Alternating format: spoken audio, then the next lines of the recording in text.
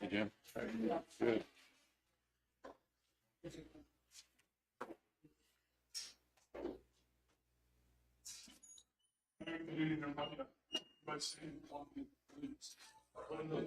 To the flag of the United States of America and to the republic for which it stands, one nation, under God, indivisible, with liberty and justice for all.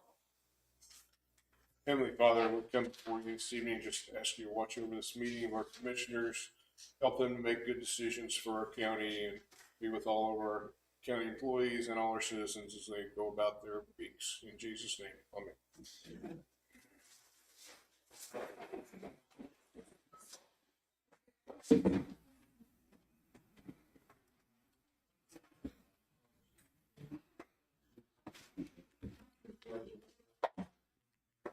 All right. Good evening, everybody. Thank you for showing up. I like the crowd. So with that being said, I'll make a motion that we approve the meeting minutes from last week.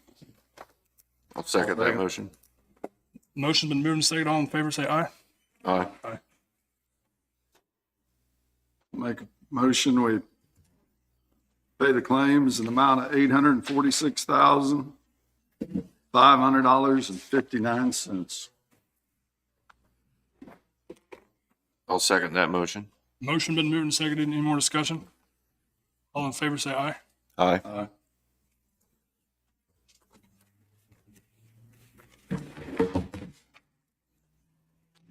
David, you got anything right off the bat? No. Got the AMR, fire, and sheriff reports, whatever you want them. Let me get that pulled up.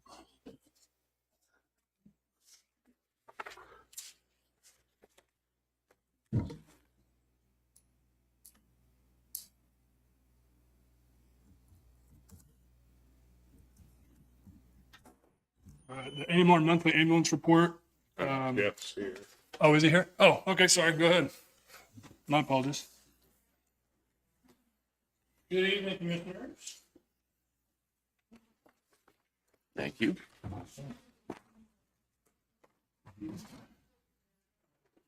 So far for the month of July, we've had 127 page outs for service, 55 transports, several lift assists, a couple fire standbys, a couple of deer strikes that didn't have any patients or anything like that. We've had 3 flights out for the month so far, for the whole month of July. We have a dedicated ambulance that's going to be stationed at the demolition derby for the tractor pull, and 2 nights of the rodeo. There's going to be a dedicated unit there over at the fairgrounds. That's all I got for you. All right. Thank you, Jeff. Thanks. Let the sheriff, you want to come on up?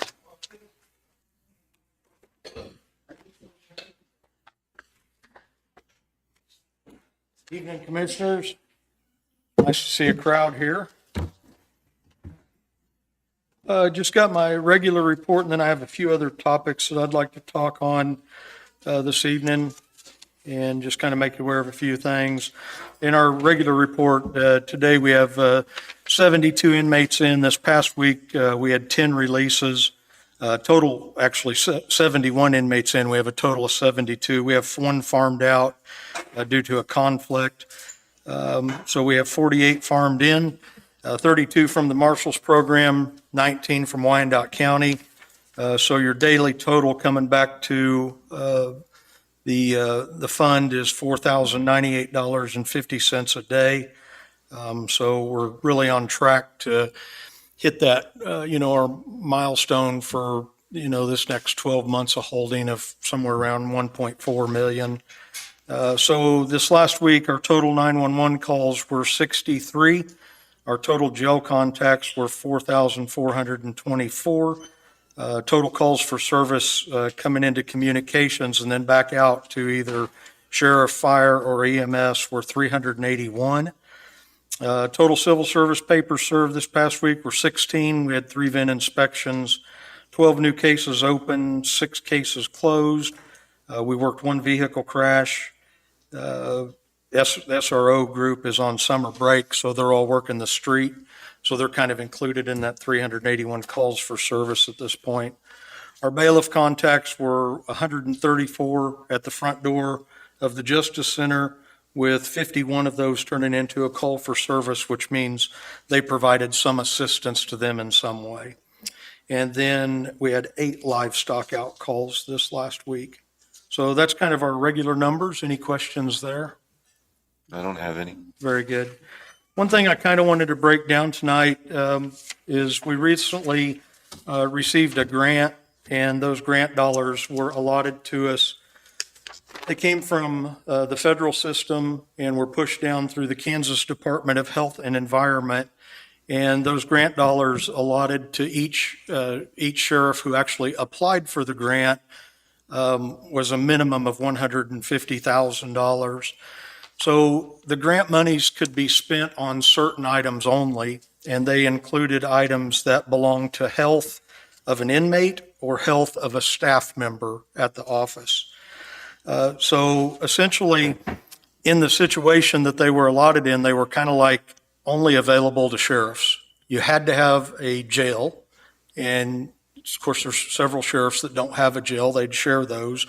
But in our situation, we fit the criteria for it. So some of the stuff that was allowed, it was very specific.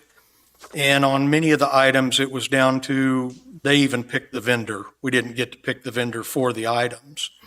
So in our situation, we had applied initially for about $70,000 worth of items. And they came back to us and said, we really like to see you at a minimum of 150. So that was nice. It's a 100% grant. There were no strings attached to it as far as retaining any ownership of the property and things like that. It was pretty much all consumable items. So with that 150, we spent right around $140,000, and we'll be returning this week another $10,330.52 that we did not spend. So what we spent the money on, like I say, it was really specific dollars and attuned only to health items. So I guess what I'm saying is we couldn't pick what we were going to buy. We essentially had a list of things that were available throughout the grant. And well, quite frankly, there were hundreds of thousands of dollars worth of things on the list. One thing was air circulation in our facility. And in the past year, we've had a couple of air conditioner snafus. And we had once this past year where we lost the efforts to cool the pods in the jail. We still had air conditioning in most of the building, but that unit gave us some problems. We had to have it fixed. It took a few days. So one thing that we've seen temperature in pods go up. And for us, that's kind of scary because we try to keep everything at very stable temperatures, and not just for the temperature, but also for humidity. So we want to keep the air cool and dry, if you will. So one thing that we did purchase on that, we purchased quite a few air handlers, small blowers, and they're essentially like a carpet dryer, if you guys know what those are. And we did that because we could push air under pod doors and keep air circulation going in those pods. We spent about $3,000 on that project. The grant allowed for upgrading or any clinics that you have in your facility, hence the inmate health function in the grant. So one thing it allowed us to do that we were pretty happy with is it allowed us to buy some furniture to place inside of our clinic. Because when we came over from the old jail to the new jail, we didn't have a lot of dollars. We had a lot of dollars to spend. They were all the, of course, bond money. And one thing we did not upgrade was the desks and chairs and things like that. We brought the clinic, the stuff we had in our old clinic, over to this clinic. So we did upgrade that. We had $13,000 in that project. One thing it would allow us to do is purchase rubber gloves. And anybody who's ever worked in a jail or in law enforcement knows that we go through a lot of those. So actually, they would have allotted us up to $20,000 for the purchase of rubber gloves, PPE, if you will, personal protection equipment. And so we went and we looked at our rubber glove usage and we kind of said, hey, what's the shelf life on these products? And we purchased what we believe will probably get us through about the next 3 years, because rubber gloves tend to start sticking together and stuff once they've been sitting in their boxes and they're in the hot and the cold. So we spent $8,989 in rubber gloves. I know that sounds silly, but it's items that are coming out of dollars from a 100% grant that are consumables that we won't have to be purchasing necessarily out of budget always. They allowed for us to purchase items that were related to, like I said, air circulation, but also air filtration. So I got with our vendor who supplies our HVAC maintenance, and we buy our filters from them. And those filters run us around $1,000 per year just to have filter changes on the building. So got with them, we talked about shelf life, and he gave me some advice on it. And we figured we could buy 5 years of HVAC filters out of the grant. So we spent $5,999 on filters for the building. And those are currently stored in the old barn over here, the old firehouse, that we have some other storage in, vehicles and such.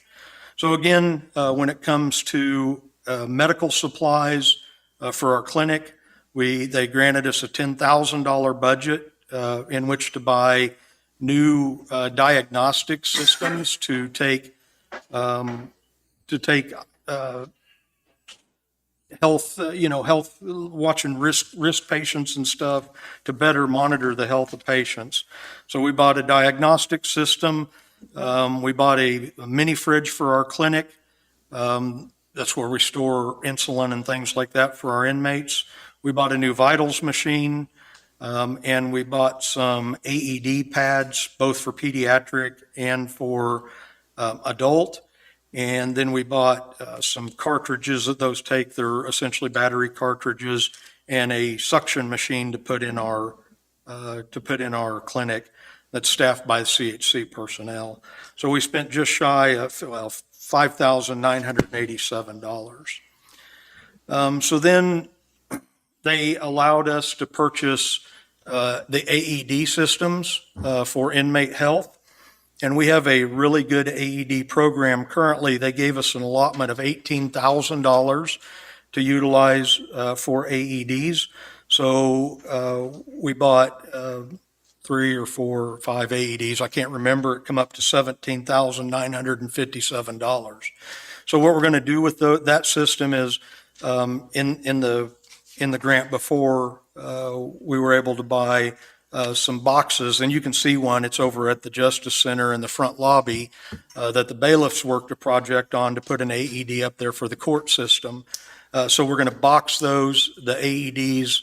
They'll be in a box on the wall, essentially with an alarm on them. So if somebody pulls it open, it sounds an alarm. And those would be utilized in the sheriff's office and in our jail areas. So we'll have some of those posted around.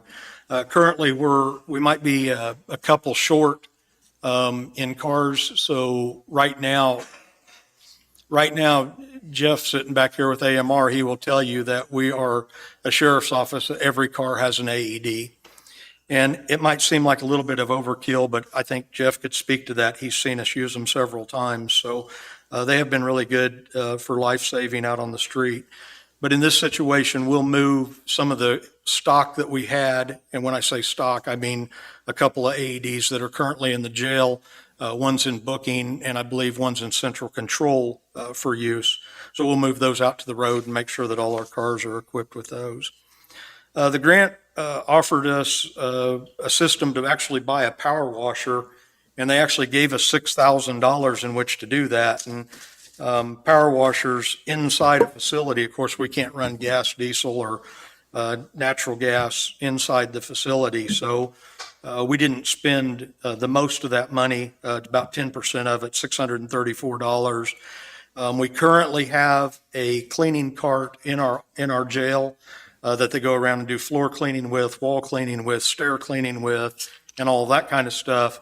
But we were able to, we bought a backup system essentially, so we have a second system to do that. And it's kind of nice to have that ability, because with this, we went ahead and we bought the actual, the washer or the scrubbers for the floor and a scrubber for the steps. The steps in the jail have been problematic for us because they're a graded system. So it's not just a flat system that you can mop. You actually have to power wash them to get all the grime and stuff out of there. And I'm fortunate to say my jail staff has a great cleaning regimen, so we don't have a lot of grime. So we found out about this grant because of a product that is out there, and it's a sensor, and it installs inside of in our clinic, we have 2 cells, and you guys have probably seen that.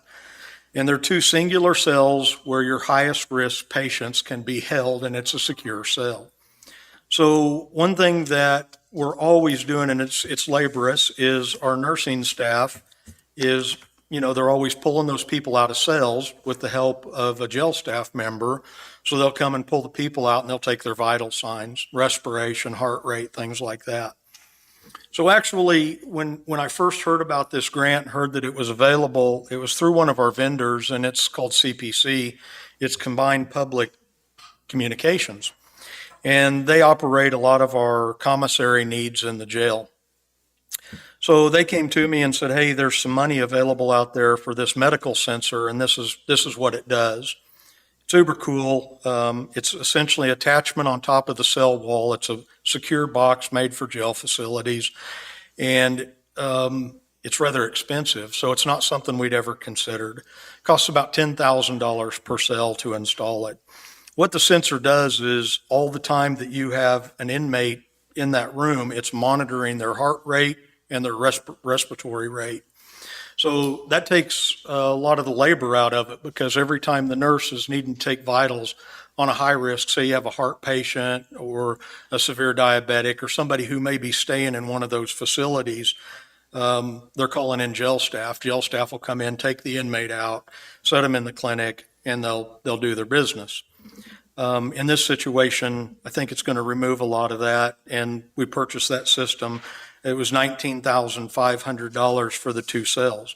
And again, that's out of a 100% grant with really no strings attached. So we were kind of concerned on this system and said, hey, there's a price for everything.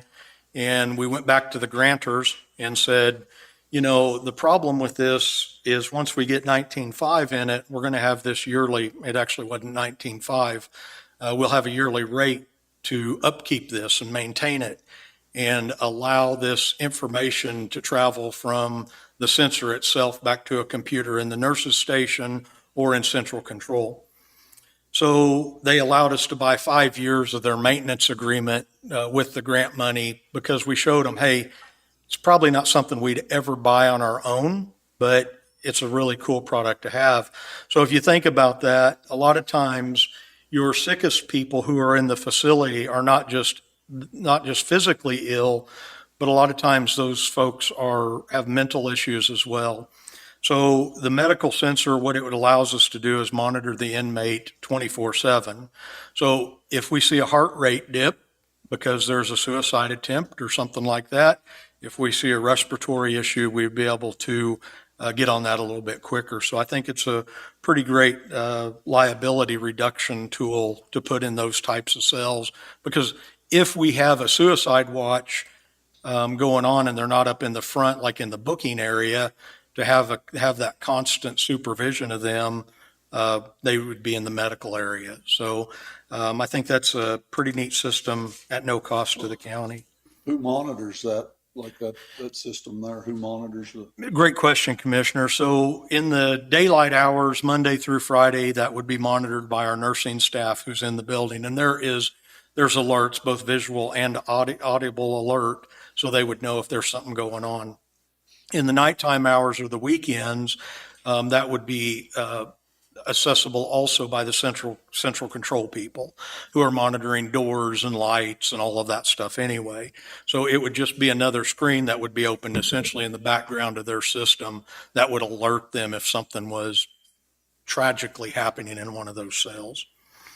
So along with that, the grant also allotted us money for three more tablets. we use our tablets in the jail system, and they're just a Samsung tablet, Galaxy tablet, if you will, very similar to what you guys would see in Public Works, in their trucks and graders and stuff like that. We do have a little bit more robust packaging system for it, so it's a gel-safe material. It allowed us to buy up to $3,000 of tablets. So they utilize those in the jail. They can make their nurse calls on them. They can utilize them for video visitation, because we don't do in-person visitation. It's all done on video. So we have a couple of those now. We were able to add 3 more to our group. So we spent $2,534 on those.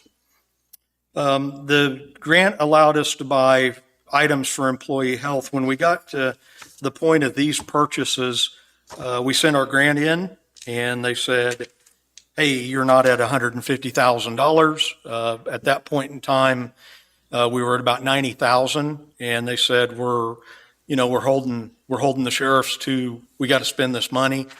They marketed it very poorly, so it didn't really come out until CPC started contacting some of us like myself saying you use our products, so we need to spend extra dollars.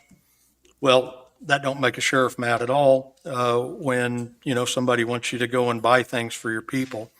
So a couple of times here in the past week, I've heard about this item, and it's a restroom trailer. So that was one of the items on the grant that was available to us, and again, paid for 100% by the grant, no strings attached. It's not something that, quite frankly, has a big cost in the end. It's an item that we're going to actually use this at probably as much as anywhere at our range. At our shooting range, we operate it with our amount of people. We're running about probably 35 people through the range. We range quarterly, and there are other functions that take place at the range, whether it's pistol shooting, rifle shooting, shotgun shooting. Our range is utilized by other agencies as well that we allow to go down there, and we participate with them. Our range master would always be in charge of that project. They may have a range master that they're bringing with them. For instance, the Kansas Bureau of Investigation comes and uses our range for the south or the east side and southeast portions of their divisions, and they shoot there. So we were looking at, and Danny will remember, I came to him here a while back when you guys were talking about expanding the landfill. And that scared me because I was in fear that we were going to lose our range, and we have a great location. We just don't have many amenities there. So this year, as you guys know, I purchased a Connex, spent a couple $1,000s, had it all leveled up, and it's holding things like some targets and stuff like that, holds some stands that we utilize on the pistol range that we don't want to leave outside and get weathered. We had a couple little buildings down there, and quite frankly, they were rat infested. We lost probably a couple $100 worth of targets to the rats. And I can tell you that one of those rats had a tail that was about 14 inches long, scared me to death. But we needed to do something better so we could actually store our stuff and not get it eaten up. So we got a hold of the guys at the landfill. They came down, they picked up those buildings. They had use for them to store stuff in up at the landfill. So they took them up there. I think one of them may have gone to the guys over at the chemical, spraying shop. And then one of them went over to the landfill. At least those were the guys who came and got them. So we put that in, and this restroom trailer will make, a pretty nice addition down there. We were going to look at, putting a porta potty down there. What I know about porta potties is they're 700 degrees in the summer and minus 18 in the winter. So I wasn't real interested in doing that. So that's where this thing is going to be at most of the time. I can't say that we'll leave it there all the time because it's way out in the middle of nowhere, and I don't want somebody down there messing with stuff during that time. But if you bought one of these restroom trailers, there was a requirement of the grant that you had to buy a generator to support it. And there was a requirement that you had to purchased something for fuel containment for it. So I bought a couple of propane tanks for the generator, and got a nice generator. I mean, it's one of those electric start and all kinds of things could go wrong with it, but nevertheless, I think it'll serve us pretty well. And then you also had to buy a tent, and the tent is for a PR event. So, but you couldn't buy one without the other. So those are the items that we purchased. And I wanted you guys to know about that issue and what that's providing to us and how the grant came about and what it's for. When I realized the grant was there and it was available, I called several of my buddies who are in the sheriff world and told them about it, because if they weren't doing business with combined public communications, they probably would not have heard about it. So I think probably I called some, I sent emails out to others, and we talked about it. But, the grant wasn't marketed well at all. So, in my world, I know that it's usable for us. There's some neat things there that we added to our project, and some things there, the maintenance on the sensors in the cells in the clinic. That was the biggest deal to me, because every time it seems like we buy an electronic, there's a maintenance program to it. But with them coming in and saying, yeah, we'll pay for 5 years of your maintenance because we understand, that helped out a lot. So I felt pretty good about that project. But nevertheless, that's what it is, that's what it's for, and that's what it's being used for. And I just wanted the public to have understanding of that. And like I emailed you commissioners and said, hey, there's going to be some weird purchases come through, and this is how it'll be marked. We coded all that to our special grant fund before any project was started, before we made one single purchase. And by the way, that project ends on the 31st. It's the last day of the month. So this month, in the last couple of weeks, we spent that roughly $140,000. Again, there will be about $10,000 of that being given back to the state. So you guys are going to see that. You're going to see that we're giving the Kansas Smart KDHE program, whatever it is, $10,332 or something like that. You'll see that going back out. So we had to run all the stuff through our treasurer and our clerk. So that's why you've seen those. A lot of grant projects don't necessarily do it that way. The federal projects, a lot of times they don't send us the money. They just tell us the check was sent to XYZ company. You can get whatever you got on the grant. But in this way, through the state, they electronically transferred the funds to Linn. Linn then has to spend the money, and we have a certain amount of time in which to do it. If I could have spread it out through the whole year, it probably wouldn't have looked like as much. But when you guys see it in your expenditures, it's like there's another $140,000 of expenditures, and I just wanted you to understand the project. So you'll probably see a few more of those come through, because I think I signed an invoice today on something. I don't remember what it was, but that one will be coming through to you. Probably won't be in tonight's expenditures, but probably next week. So you'll still see some of that, and it's all marked sheriff grant. So Like in the wintertime, does it have to be winterized, or what? How's that work? yes, it would have to be. And I'll tell you, Commissioner, my plan would be, it has a 530-gallon tank on it for holding all the bad liquid. So my thought would be I would probably get one of those tank heaters and plug it in. It does have that ability, although I don't believe that came with the tank heater. And I know on Amazon, I've researched them. I think you can do it for under $100. So if we were utilizing it in the winter and we did have something in it, yeah, that'd be an issue. I do foresee it probably in inside storage when it's not deployed or at the range or something. But our inside storage over here isn't heated, but we do have electrical ability there. So I could see that. But yeah, it's very nice. I don't know if you guys looked it up. It's made by Elk Creek Trailers out of Indiana, and really nice product. I mean, it's all made out of materials that won't rot and things like that. I think it's going to be fairly easy to clean and do things like that. Quite frankly, I'm going to pick it up the last week of August at some point in there, and I'll probably bring it over to the next meeting just so you guys can see what it is, because it's quite an expenditure. But I think, I would offer this, if you guys had a bridge project or something like that going on and it could help in that situation, we can put it out there. I mean, it has a generator, it has heat, It has cool, it has, water and waste holding and stuff like that. So, totally kind of an encapsulated system where it's sufficient on its own. So anything else on those? Nope. Very good. A couple other things I wanted to talk to you about. One, been in discussion with David over the last couple of weeks on how some of our insurance stuff is working. And I know David's probably tired of hearing me harp about it. But I wanted to bring to your attention a few things that are occurring. We had a deer strike. We've had 2 deer strikes in the last month, 6 weeks, somewhere in there. And both of them, one of them caused some damage. The other one was significant. It totaled the vehicle. Deer hit Dodge Durango in the front driver's corner and came down the side of the car, deploying all the airbags in the car. And that total loss was $14,245. That's what insurance is paying us.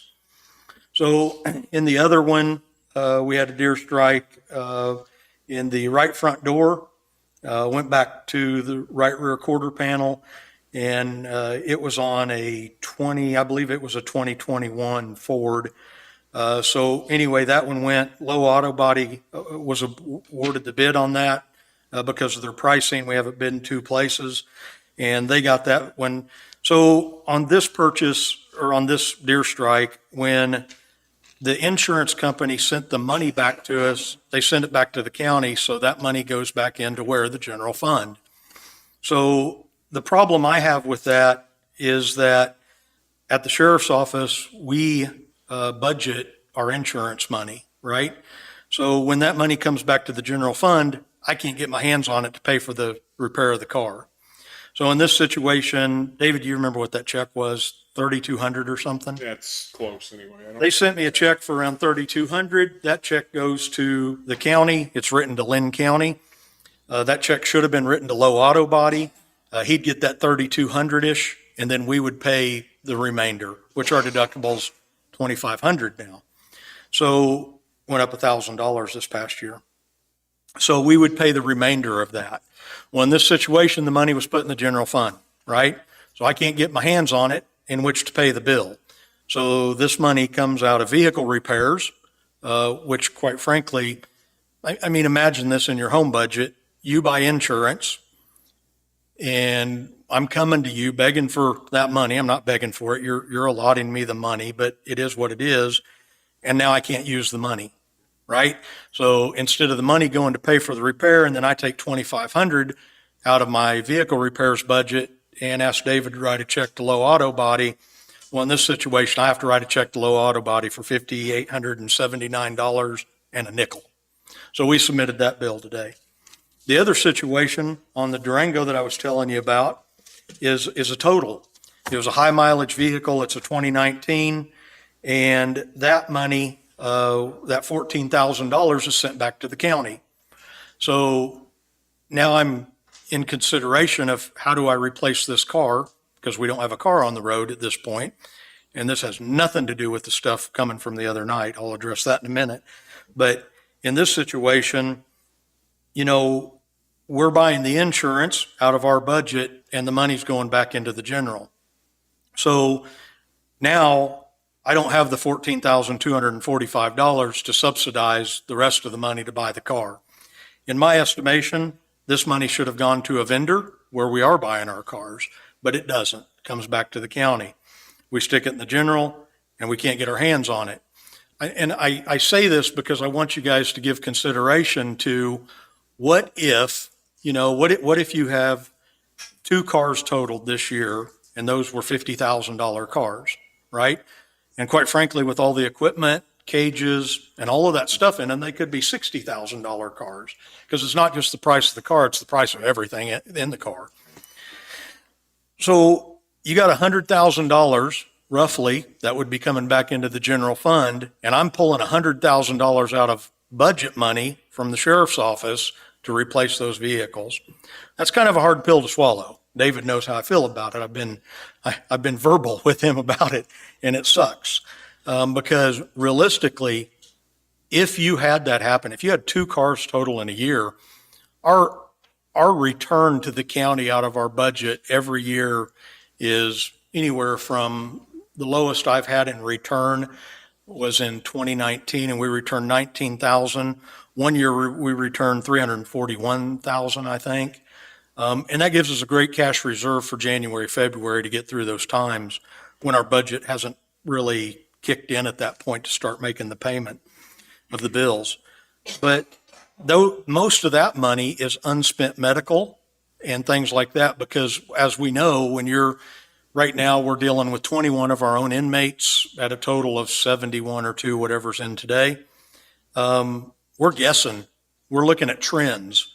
What could we have happen this year? Who could have a heart attack while they're in jail? How much money are we going to be out? And when you see a year of $19,000 in return, we probably had some significant medical bills. Currently, our medical budget's $187,000 and change, and that pays for all of our nursing services, all of our clinical items, and all of our medications for inmates. But really, a couple of crash cars in a year could cause the sheriff to go over budget. I don't believe that's going to happen this year, but I want you guys to understand what the probability of that occurring. I mean, it's a high probability that that could occur. I would say that, and David could probably back me on this, I file my own insurance claims, but David sees them. Probably 90% of any of our issues involve a deer. Usually if you go down the list, and you read all the Kansas sheriff's claims, it's hit a deer, hit a deer, hit a deer, hit a deer, hit a dog. And, it's kind of like we always make fun of that because it's kind of like a dumb song. But nevertheless, if we were to have a couple of total losses in our office, that's pretty traumatic on our budget. So just this week, actually just in the last 2 weeks, we've had $18,000. One's a total at $14,000. Maybe $19,000, and the other was a deer strike at $5,000 and something. So we've had $18,000 that went into, and we don't put those on our claim sheet like we made the money because we didn't, but those go into the general and then come out of our budget. So I just want you guys to have an understanding for that and how that is. Can we change that? Well, the one on the repair, that one was an error at K Camp. The person cutting the check just missed doing that. If she said she already had a request on go directly and she missed it that time. But the 14, do you have that check yet? They said they were sending it to you. Okay, I haven't seen it yet. Yeah. Something like that where it's a total and you're going to be replacing vehicles, I think we could put that into the equipment reserve fund and then take it out of there when you buy something, and that way it wouldn't hit your budget. I'll be honest, as you guys know, I mean, we're right now, we'll be receiving 2 new cars. We're slated today for August the 9th for 2 cars to come in. And when I mean come in, I mean upfitted. They're already at the upfitters. And I don't know if those claims have been paid or I not. think they're actually in this. They're in this one. Okay, cool. So yeah, those are in there, and those are going to be, we'll actually take one of the cars that's on the road. One of them's not worth keeping, and we'll be doing a surplus on it, and we'll be, asking to sell that out. That's one of the old Dodge Chargers. And they're high mileage, and quite frankly, this one's on its second engine and now burning oil. So, we'll be looking at the replacement down the road of that car, but we'll keep the other one, and it'll go into hey, we had a bad day and somebody hit a deer. We have a couple of those sitting out back. I can tell you that right now, both of those cars are on the road because of these situations. But if it could go into equipment reserve fund or something like that, and we knew we had the $14,245.58 in there, that could go toward next year's cars. Yeah. And it could lessen that burden. Be okay on that. 'Cause typically I equipment don't have a reserve. problem with that. Do you? Yeah, I mean, we typically transfer money into that fund at the end of the year when somebody hasn't left, but we have used it before when it's a direct replacement where, like a total car, and you're going to be buying cars, we've gone directly to that. So I don't have any issues. So is K Camp going to reissue that other check That one's already taken? deposited and gone. That was, yeah, Okay. Lauren just missed that one on her list. So I've set it up with K-Camp to pay our vendor and not pay the county. I just feel like it's more clean that way. You know, it's like your insurance company. When we have a loss at home, if we have a lien on the vehicle, we got to go get the bank signature too, or something like that, you know, to give to the vendor that's fixing your car. So I'd set it up that way, and periodically, I think she told me in the email that we're only one of 4 counties that does it that way, because the rest might go into equipment reserve or something like that. I don't know. And she said of 76 counties, we're one of 4. So I think the problem is they have trouble harnessing that to make sure the money's going to the right place. But apparently she missed it on this one. But I want you guys to know, I mean, because I'm going to be sending Brian Lowe a check for $5,800 to fix this car. And I don't want you guys to be like, well, why are we taking the whole boat of it? You know, if we had a damage and it was $2,500 or less, we're going to take care of the whole thing because we don't want the claim on our insurance, and that's our deductible anyway. So that's kind of how that works. Any other questions on that? One other thing, I'd like to see on, going back to the last 3 or 4 years on budgets and see what your repair bills are. yeah, I'd like to see your repair bill, like for 4 years, and what tire expense was. And then you're on a schedule to buy 2 cars a year, right? that's what we're doing. Yeah. And I'd like to see what that price is for the last 4 years, just to look at, see what we're spending. Sure. That's not hard. I mean, you get all the bills. I understand that, but I'd just like to see that. Could you give me the total of it for the years? The Absolutely. last 4 years? Yeah, it's totally doable. I mean, we can go back and look at year-end budgets and tell you what we didn't spend. Our tire project is all done. I'm registered as like a buyer. And I purchase all of our tires, through a company out of Kansas City. They all come to us at a state rate. So it'll blow your mind when you see what we get for tires. I wish I could buy them that way for my own vehicles. I see what they go through, but I just want to see a total for each year. So what I'm. Oh, yeah. For 4 years to see what our repair bill, our tire expense, and then what we're spending for new cars. Yeah, that's not hard. We have all that. We have vehicle jackets on every car and stuff like that. So we track all the expenses. So for instance, when we sell a car, we done some surplus on a few of them here a while back. I think I gave the guy he brought me a thumb drive, and I plugged it in and downloaded that vehicle expense jacket. And he was able to see when the last alternator got put on, when the batteries, when tires were changed, all that stuff. We track all of that data in our office. So that's not a hard thing to do. And I'll talk to my staff about putting that together, because I don't even think it'd be that time consuming, because we can show you based on budget figures what our total out expense was for repairs. I think currently our vehicle repair budget is, I don't have the number with me, David, 53,000. I can tell you here in just a second. Yeah, and I think this year we're well under where we should be currently for that. And of course, you never know when you have a motor, transmission, rear end, something like that, something tragic happened to a car. But I want to say that number feels right, about 53 grand. And I don't know what I'm at right now, but I know I'm under. It's one of my line items. It's under well. So See, I'm just looking for it in there. So that's the vehicle repairs. Is that what we're looking for? yeah, Well, tires, There we and go. that too. yep. Everything. Everything involving a vehicle repair. And quite frankly, Now, not your wrecks as far as is that? this wreck will be, because it'll be under vehicle repair. So if we were to, Almost 28,000 so far this year. is what we spent. Yeah. So like if we crash a car, my vendors don't order stripes and stuff for the car. So I order those, and then they deduct the price of my order out of our deductible. So if I replace, half of a stripe kit on a car is $360 or something. So then they deduct $360 out of the deductible, because we've already paid for part of a repair there. I'd rather not have the 2,500 deductible in this figure is what I'm saying, is because that's going to, It will be, but you could see that. okay. You would see that it's a deductible, because anything we're paying over at the vendor is going to be the deductible. And there have been times where we have other pieces or parts. So if you have internal damage, like from airbags, we may have other pieces and parts that we've harvested out of cars that we surplused.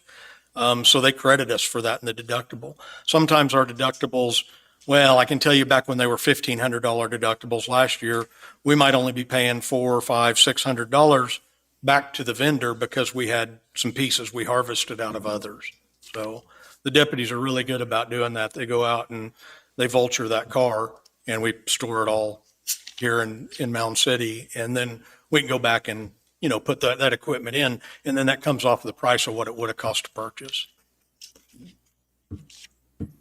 One other item that I have, and it's a short, quick one, and it's going to involve something that kind of, it ticks me off a little bit, but I think it's something we got to work toward to better in our county. And I'm just going to give you the situation, and I don't mean to tick off my clerk, but it's something that's rubbing me, and it's late fees. And when we turn in, like all of our Amazon purchases, stuff like that, we buy all of our toilet paper and those kind of needs for the jail. We have those delivered into us. So when we do that, we're spending credit card dollars. You guys see our credit card statements. We work pretty diligent to make sure all of that's correct. And we're sending them over, and the way we're paying things, they're not getting the money quick enough. I can tell you today, with interest and late fees, I got another $244 that were put on my credit cards because we need to be paying electronically is what it comes down to. We're sending them a check in the mail. This month, my office, we processed our credit card statements, and I think we have 3 or 4 of them. It's an Amazon statement. It's the credit card I carry. It's a credit card we'd send for jail transports, things like that. As we process those, this month, we sent our data to the clerk on the 2nd. It got processed on the 22nd, and the check was cut to pay, and that check didn't get to them by the 24th, so we got late fees. And those are $244. And, I don't care whose budget it's coming out of, it's still tax dollars. And I feel like we need to come up with a system where we can pay those by electronic transfer, where we can transfer our dollars to them in some way. Because $244, they tell me it's not going to come out of my budget.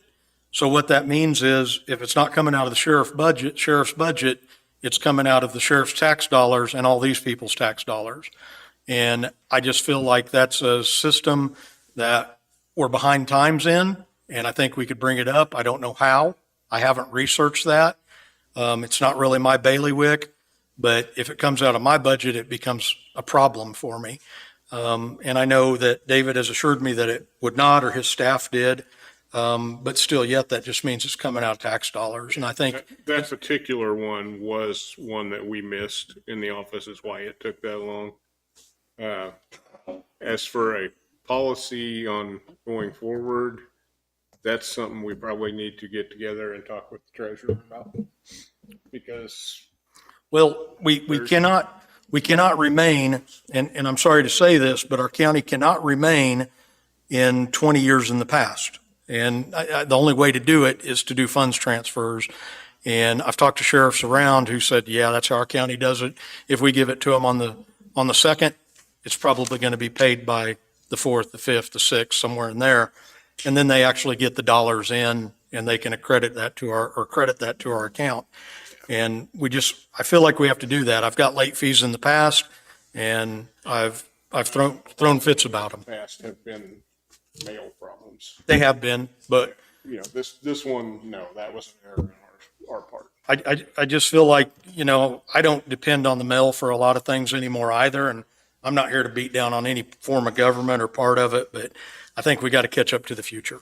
So you guys want to get together and talk to the treasurer on that and come back to us or make policy? What do you guys want to do on that? You'll know because we'll be scalped when we talk about the new technology because I don't know what it entails, but it's probably going to be a different piece of work for them. I'm not saying more work, but something different. And I don't want to go in and upset the apple cart, but I'm more than happy to visit with her about it. And I know David is too. So we work together on a lot of projects. So we're not in fear of that. Commissioners, anything for me? I got a few things for you. Sure. Here, a few months ago, we talked about the KPNF. Yes. I know that you kind of headed that up a little bit and got her in here. Do you have any update on that? I mean, I know we're I'm talking. gonna put that in the benefits budget. I mean, it's the increased cost in there. Okay. But that won't affect Kevin's budget at all. Okay. But We have those numbers, I don't have anything with me. right? But I mean, But I So we kind of know how much. yeah, Okay. yeah, but we've got the process rolling. It's not completed, but we'll have numbers to put in the budget. I feel like an important piece of that, though, was that we paid for them to do a study to see cost comparison as to different ways that system could or could not work for us, depending on the amount of dollars. correct. Is that Back fair? That's what we did. We never voted on it to do Right. it. Yeah, we voted to do a cost study, right? I agree. That's what we did. Yeah. I agree. And I haven't seen the cost study. When it came to us, it was to determine who in our shop is available for the benefit, right? Because there's some people in our shop that are not law enforcement who wouldn't be available for the benefit. And it's probably truly about a half and half measure, somewhere around there. So we filled out the who's available, and then it had to go to the clerk's office for the rest of the paperwork to be filled out because it was HR type questions. And as we all know, the clerk's office takes that task on of HR for everybody countywide. And they were going to look into see if we wanted to do back pay, right? Is that what I don't know how, I've never, Did the back pay. back pay or moving from? That's the big difference is whether it goes back and picks up the other year's service or not. so yeah, is it portable? Getting there. Is it portable years of service? And I don't know. I've never been on the system. So that's why I had to have her come and talk. You have to have a contract signed by the beginning of the year, right? Is that what she said? If it is going to occur in 2025, it has to be in place before that so they can start it on the first day of 25.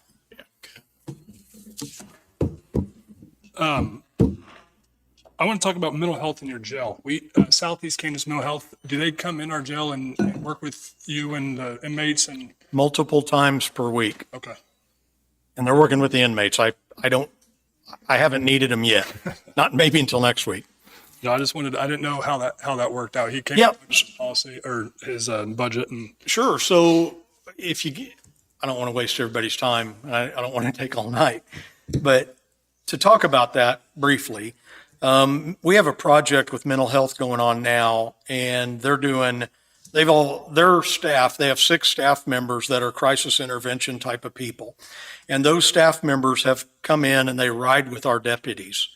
And when they catch a call, domestic violence call, anything that could involve mental health, an addict type call, I called them and some of their people came and rode with my guys last week, went out and visited an individual who was having some mental issues, and they've, provided services. So that project has been really good. that's something new they're doing, right? I mean, that's new. Yes, we actually came in and talked to you guys about that here a while back with some of the folks who are actually in that program, and that's been uber successful for us because what we're seeing already is our call load with that individual, with that residence, will start to decrease over time because if we're getting services to them, otherwise they're probably not calling law enforcement 2 or 3 times a day for some type of services. And we've seen that drop with probably half a dozen or more of our of our citizens. We've seen that call load already dropping with those kind of folks. And we're kind of really proud of that because that's a big deal. There's no other small county doing a co-responder program. You can go to Overland Park and see it. Right. You can go to Johnson County and see it. Shawnee, Sedgwick, those types of counties are doing it. But I'll be honest with you, when they come and pitch that to us, I thought, man, I don't know how that's going to work. Small rural community. It's really worked out well. But even bigger than it working for the citizens who need it is it gets the deputies and those crisis response people on the same page. They can now talk the same language. So to us, that's kind of a big deal. Our folks might not have known what somebody being in crisis was before, versus that's not necessarily an emergency type of call. I mean, if we have an emergency medical health response, that's different than a crisis. So, just being able to get on the same page with those people and be able to communicate with them has been really big. What else are they doing for us? Thank you for asking, is that they are coming inside the jail. We have a student program, and the students in the program, they get cleared to come in and work inside our facility. And then they come in and work with our inmates, and we allow it for everybody. I don't care if you're a Marshall's inmate, a Wyandotte County inmate, a municipal inmate, one of our own county inmates. I don't care who you are. They come in and do this for free, and we're seeing a lot. I mean, I've got letters from inmates thanking me for offering that program for them. And I'll be honest with you, it really wasn't me offering. It's really SEK Mental Health offering that program. Why? Because it's helping people with like their grad programs and stuff like that, because they're still in college, but they're assigned to Southeast Kansas Mental Health as a workshop type deal. And they're coming in and seeing our inmates, and it's been awesome. We're on our probably third or fourth student that's coming in, and just seeing great results out of that. So thanks for inquiring about that. It's a neat project. One other thing we have on the list is it talks about tow. Do we need to go, I say we can talk about it right here. Okay. want to talk about it? Yeah, so 2018 Resolution 18-02, I think, was written, of course, back in 2018, signed off on. It was post-lawsuit, so I wasn't here. I don't know all the ins and outs about it. David might know it better. But the commission agreed to make policy for the tow, and that was great. And it's for the tow contractors that contract with the sheriff's office or any other county entity. It's a total wide county tow policy. So that policy is, it has teeth attached to it. So if the vendor, the tow operator, causes things not to be followed in the tow guidelines or the tow policy, the commission can come back on the tow company and take some sort of action. I sent you guys an email this past week. I got it 11 or 12 o'clock at night, and I think I probably sent it to you after I kind of digested it by 1. And that email was about a tow company, which was Dave's Towing out of Fort Scott. And it was that they had a tow up around the Parker area.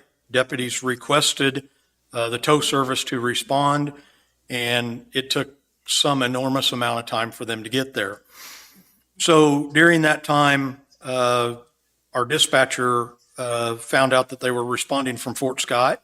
Our tow policy dictates that the tow company must have an operator in our county. They must have a vehicle that's registered, that's paying Linn County taxation, and that could either be by a power tag or a Linn County tag. And the tow company must have a facility in which to keep Linn County towed cars at. Why? So in our operation, there's a lot of times that we'll accompany them back to their tow yard. We'll lock the car up. We'll come back. We'll get a search warrant for it. We want to be able to serve that within the jurisdiction, right? So we don't have to go to Bourbon County and search the car. I mean, we could have problematic issues there. We don't want those. We don't want to have to take somebody from another agency to serve the warrant, things like that. So in this situation, it just took an enormous amount of time for the tow operator to get on scene. This is something that, quite frankly, has been occurring over and over. I don't know. Maybe they lost their tow operator in Linn County. That could be a thing. But with the policy written as a resolution, it falls on the commission to do something with it. That's why I port those to you. On the same tow operator, I recently ported one of those to Mark as well when he was here as our counselor, because I used to give them to Gary or Burton or whoever was taking care of that business. So this is something that it's problematic for us. It's wasting our time. In this situation, we had to send other personnel. We were bringing a guy back to jail. We have a certain amount of time to bring that person back to jail and get breath alcohol results on them. That was this case.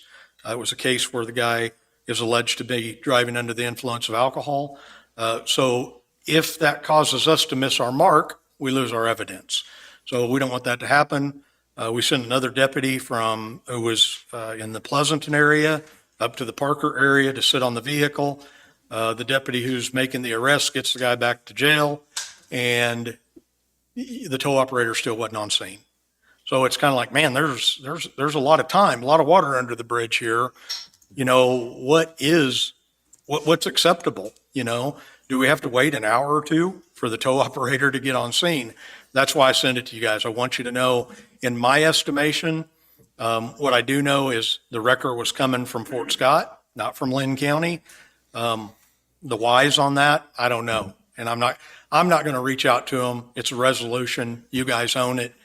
So I send it to you. I feel like we've had many of problems since I've been a commissioner over the tow rotation and whatnot, and taking cars out of county that when people thought it was going to be in county, those type of things.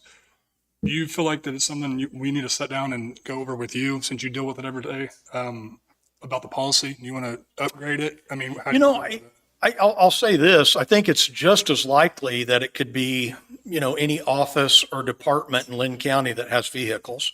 It could be IT or Public Works. If they're calling in to say, hey, who's the tow of the day because we got a vehicle broke down and we need it taken wherever.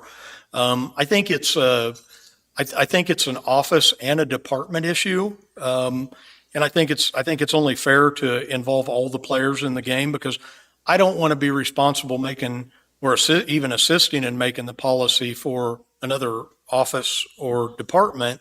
I think it's something that needs to be a line of communications. I think we need to work it out. But I also think that when it comes to, the policy itself, can we put a timeline on it? Is there a 30-minute response time or maybe a 45-minute response time? So what it says is that a towing company that jumps calls or habitually fails to respond to calls in a timely manner may be suspended from the rotation for a definite time, suspended for the rotation for an indefinite time up to 6 months, or be eliminated from the rotation. Yes. And upon being eliminated, the towing company may apply for inclusion 12 months from the date of elimination. Right. So those are our actions that we can take on that. I What's think your recommendation on this one? Here's what I would say. And I mean, it's getting into the root of it. It's getting down in the weeds. It is, what is a reasonable time? If the reasonable time was set at 45 minutes and it took them 62 minutes to get there, then it's a definite problem. But what is a reasonable time? We all have our own schedules, right? So, I think, I feel like we have to define that reasonable time frame of how long does a tow operator have to get to a scene if they want to be our contract tower? I think you have to set a standard, and if you fail to set the standard, everybody's at a guess. What happens then if you have two wrecks within 30 minutes of one another? I mean, what do you guys do? So we always contact the on-call. So we, you have 3 on-call tow services right now. You call tow service number 1 and they're responding, they go to the crash, or whatever it is. It could be a deputy's car broke down. In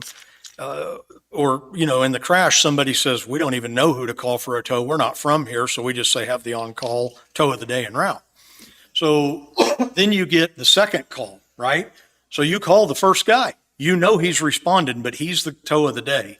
So you call him. If he says, I'm responding to this one, I cannot take it, then he has authorized you to call whoever's next up on call. So call operator number 2, tow operator number 2, you're going to give them a ring and say, hey, the call. I'm hearing if we put a time limit on this, then that we take care of a lot of problems over anything. You just move to the next guy. Yeah. I think so too. They have designated days, right? They do. So the 3 start, you'll have 1, 2, 3, and then 1, 2, 3, it just starts over. So if and we that's took- how many we have is 3. Do what? That's how many we have is 3. We have, So this will move us to 2. currently we have 3 on-call tow services that have contracted with us. There are many other tow services out there who will service Linn County. But even if it's something, say it's a semi-truck crash, right? And well, quite frankly, all 3 of ours now can handle a semi-truck crash.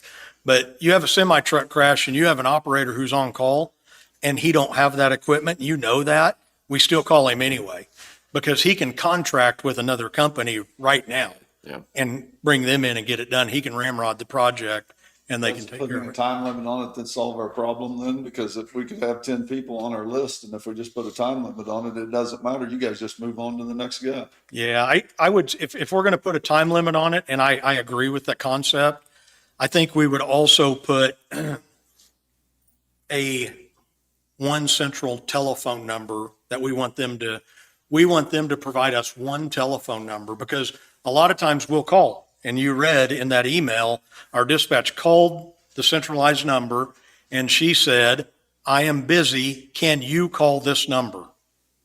Well, our people are working a crash. They're working fire. They're working law enforcement. They're trying to get everybody there. They're on the horn with AMR. They're transferring 911 calls. They're doing all this stuff. My guys don't have time to sit around and, I got 2 operators in there. There's no time in there to be calling their people. This is their gig. So I think if we were going to alter 18-02, I believe that it would be an advantage to all of us to put a time frame on it and they provide us one telephone number to contact. Because when I go over and look at our list, they might have every one of their operators listed on there. And if we call somebody and they don't answer, we just spent 30 seconds trying to get that one. We call the next one, they don't answer. Now we got a minute trying to get somebody and we haven't got anybody yet. So I think that they should, forward phones or whatever to take care of that issue.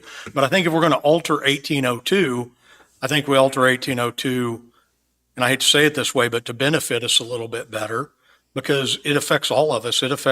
I would like to be able to say, I could ship the on-call tow out to Sean and they have a truck breakdown sitting in the middle of the road and they need a tow for some reason. I could ship that to him with the one telephone number on there for him to call. If they don't answer, you go to the next one. Yeah, I feel like that there's multiple occasions where we're dealing with towing issues every year. I mean, ever since I became a commissioner, I know it's been multiple times a year. You guys want to bring in the guys that are on the rotation, talk to them. We all sit down and alter this policy. I think it's a great idea if you did it in like a little mini workshop or something like that. I mean, I'm not the professional in tow, so I don't really know. Well, but they might have great ideas too that would help us. I mean, it's their business. So what are we going to take any action in regards to this issue, or are we going to? Well, listen, guys, We have 3 right now, right? we only have 3 and So let's call them all in. Yeah, I think we call them all in. and really we got to be careful because we're going to put ourselves in a box. If we have 2, That's what I'm saying. that's pretty darn skim. We might have some others that come in that we have taken out of the rotation. Could occur. And there's a lot Like, of thoughts on this too. I've dealt with this multiple times. I've called Kevin multiple. Well, I think if we look back historically, it was a lawsuit. A tow operator sued Linn County and won because there was unfair practices. I think this policy, it's a no-brainer. It makes it fair.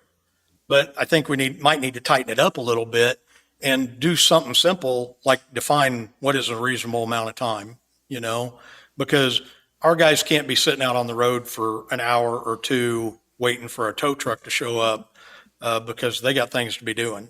Okay. Anything else, gentlemen? I don't have anything else. Thank you for your time. I love your evening meeting. Thank you, Sheriff. You want to try to get them? Can we try to get them in here in the next month or so? 2 months? What do we got next month? We got budget finishing up. Next Monday, I'm setting up for election in here in the afternoon. Right. So 2 weeks. you may want Kevin already walk out. I don't even know who they are. Can you get them set up to come in 2 weeks for us? Yeah, we contact 2 weeks down the road. What is the date? Be the 12th, I believe. Yeah, Of August, yep. Yeah. We can get that. we'll just do a workshop at the meeting. Thanks, guys. Thanks, Kevin. All right. Fire.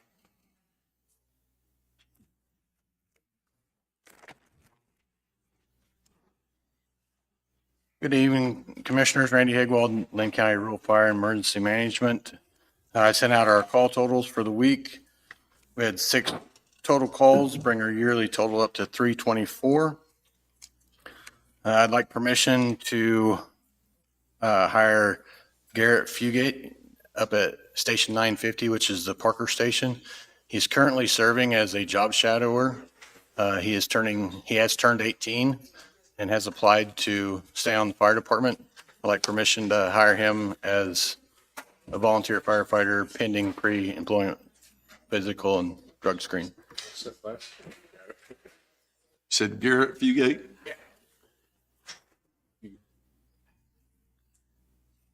That's, you said Parker, so it's 940. Yeah. I'll make a motion that we hire Garrett Fugate as a probationary firefighter pending his physical and pre-employment for 940. I'll second it. Motion been moved and seconded. Any more discussion?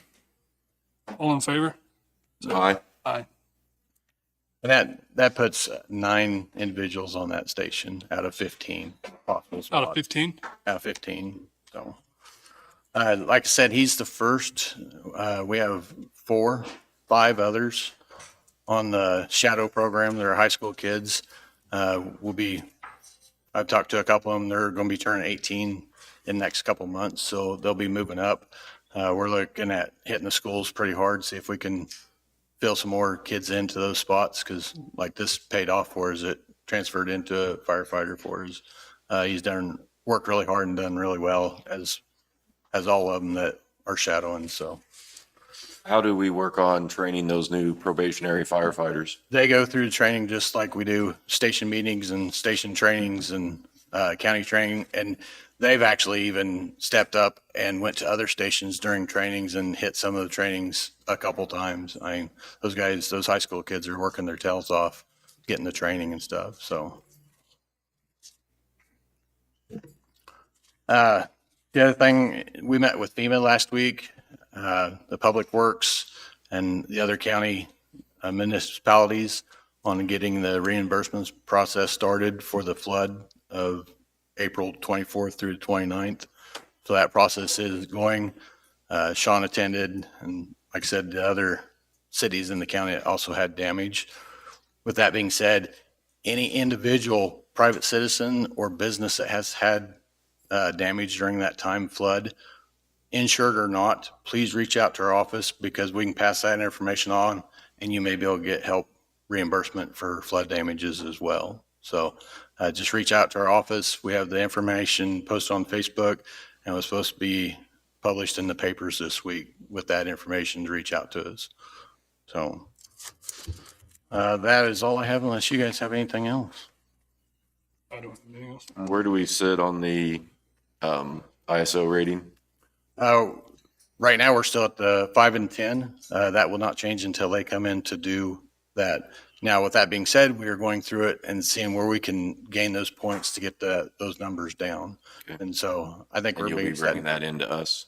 Oh, yeah. You want the actual last things. Yes. Yeah. I tried to email it As too well big. as where we're kind of sitting on the rest of the stuff. Okay. Yeah, I tried to email the file, and it's too big, so I'm gonna have to get with David about trying to share it that way. That'll be fun. So. And All right. you're still working on the mutual aid? Yes, I have 2 out of the 3 completed. Just need an attorney to look them over. So, I don't got anything else. all right. Thank you. Thank you, Randy. Who we got? Sean? Do you want to get the other stuff on the agenda? Sean, how big's your list? Sorry? How big's your list? Pretty long? All right, we're gonna skip over you for a little bit if that's all right. You guys good with that? Yes. All right. We got Lawrence on the schedule and we got Renee on the schedule. Do you guys want to do public comment before we do that? However you want to do it. You're the boss. Well, all right, we'll open it up for public comment. If you have a comment, please come up, state your name and your comment. We've got you on the You're on the agenda. agenda. We got you on the agenda. So Hold on, Lawrence, we got you. You're going to be after this. This is just public comment. If anybody has anything they want to state. Nobody? Public comment? See if I can Can we keep it that way? I'm just a kidding. lot of pages here. All right. Didn't come planned, so hang with me. My notes are messy. I think the nightly meetings are great, as you can see here with your attendance here. With that, you might need more chairs. Let's see where we're going to start off on all this. I would like to appreciate all three commissioners for the way you guys have been handling the Evergy project now with the fiber. I met you guys out there that afternoon and feel like you guys actually made some headway with that. Hopefully you will continue to follow up on that project to make sure it's done correctly in our county and make sure that they fix all their mistakes. I'm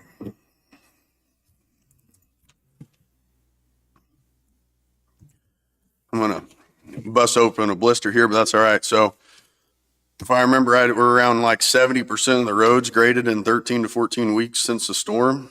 Being in general construction, I think that's absolutely ridiculous. I think that's management issues.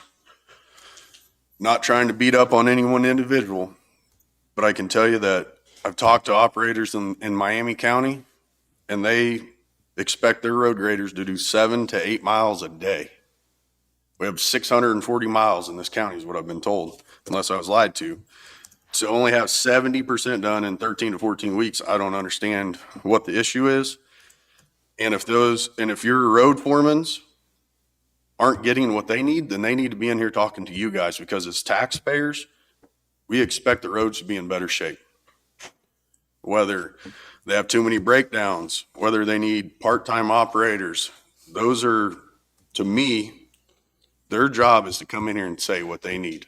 Whether it's more equipment, maybe it's fill-in equipment, maybe they need better equipment.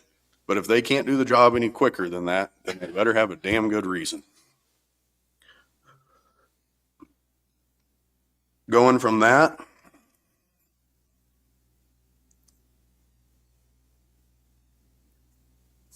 I didn't get to put everything in order, so. I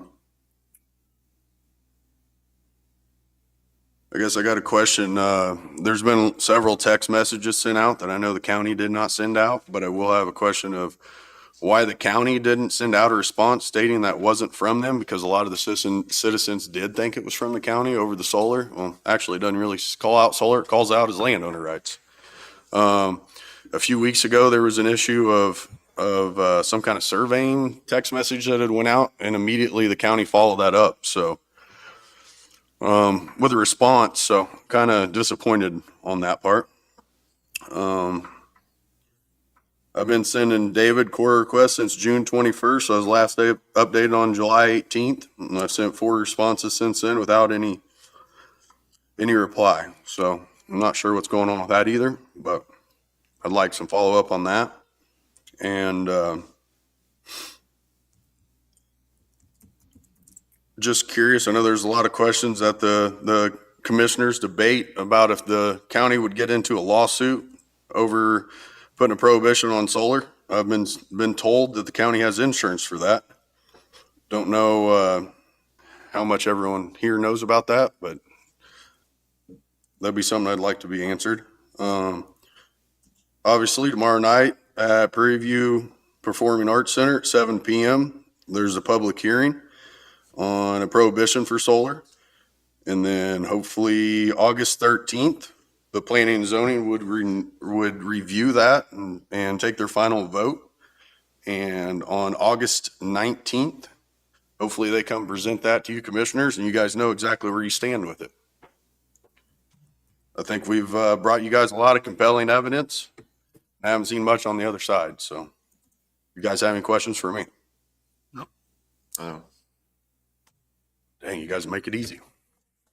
We talk I haven't even used all my 15 minutes up.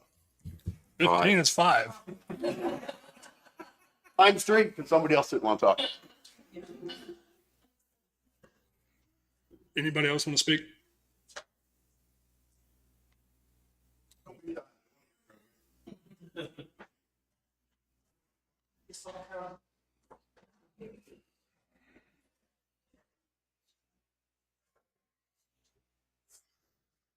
My name's Renee Kratzberg. I live at Centerville. And I've been really disappointed in some of the things that have been going on at this meeting. The micromanaging of the road crew, and I understand we need to get our roads fixed. I don't understand. It's like you guys want them to do this, and then the next week you're yanking them over here, and I don't really understand why I guess I assumed that Sean was in charge of the road foremans. I don't really know. And I didn't understand why they weren't working together, getting these roads straightened out. It just seems like every week there's an argument that you're hammering on those guys, yanking the foremans in here, and that's not using the chain of command to get things done. It's embarrassing. I hear it on Fort Scott radio. And I also have a problem with the road budget that you guys have been trying to do. I don't understand why it's such a big issue this year of all times. All of a sudden, I mean, we have a road budget every year. Is there some massive thing going on besides, all the rain we got? I just don't really understand what's going on with it.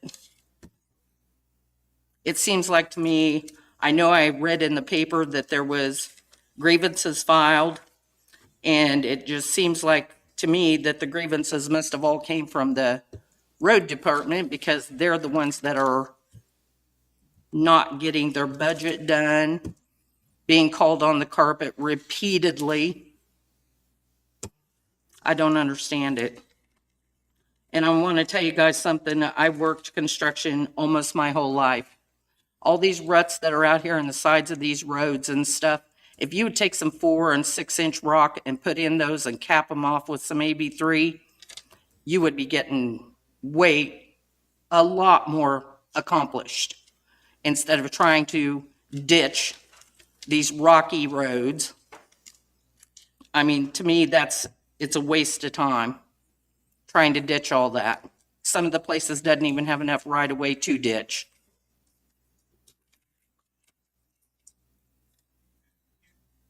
I just don't really understand why we're hopping all over the place, do this, do that, and then nothing gets done. You don't know which way to go.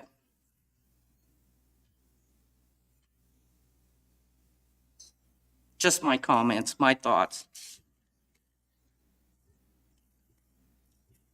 Thank you. Thank you. Anybody else?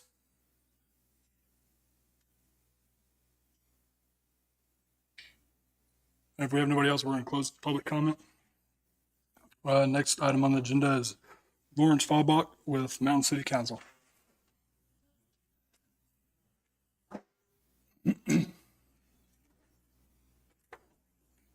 All right. I've been informed that it's not guaranteed that we were entitled to the pipeline money for the cities. But the cities received that money from 2016 through 2022. All the cities got used to that money. Mound City received $41,530 in 22. 23, 24, none of the cities received any of this money. I believe that the county commissioners owe everyone in this county an explanation what was so important that you take the money from the city's budget. You reduce the revenue of Mountain City of at least $80,000 in the last 2 years. Somewhere along the line, each and every city in this county is going to have to figure a way to make up that shortfall. Sooner or later, we either give up something that we're doing for the community or we ask the city for some more money. When the city has to do that, I want an answer that we can give the public, and I want that answer explained by the council or the committee here tonight as to what your future ideas of this pipeline money for the cities. Can we count on it next year? Can we ever expect to get reimbursed for the 2 years that we've lost? Because the other night, the candidate running for sheriff says that he thinks that there could be $1 million a year put into the budget from the jail. If that's the case, then why be taking this money? And my explanations was it was around 288,000 for 23. And if that was the same, then that's over $500,000 that the county has kept from the cities. That's a pretty substantial amount of money when it breaks down to each individual. I just think that the county ought to try to help the cities out and give us a reason as to why this money's been withheld and whether or not we can expect it in the future. The other thing I'd like to see the commissioners do, since Mound City lost a car wash, a year ago we came in here and we asked if the county would help provide assistance to the city bringing in a car wash down on the city property to the west of the grocery store. We need to have a line of water brought from the south side of the highway to the north side. I asked a year ago if a grant could be done to help a buyer or an investor put a car wash in. And I was laughed at as if the county's not responsible, that's a city issue. But yet the county took the car wash from the city. When we signed the papers for the concrete to be put on this alley, it was 80-some feet when I signed the papers, or when we agreed in the council meeting to allow the concrete. When the papers come back, it was like 120, 130 feet. I said, wait a minute, this isn't what we agreed on. They're like, oh, Larry, they bought the car wash. We're not going to have a car wash no more. I was like, well, isn't that great? And so that was how I learned that the car wash was being taken when I'm signing the papers for the concrete over the alley.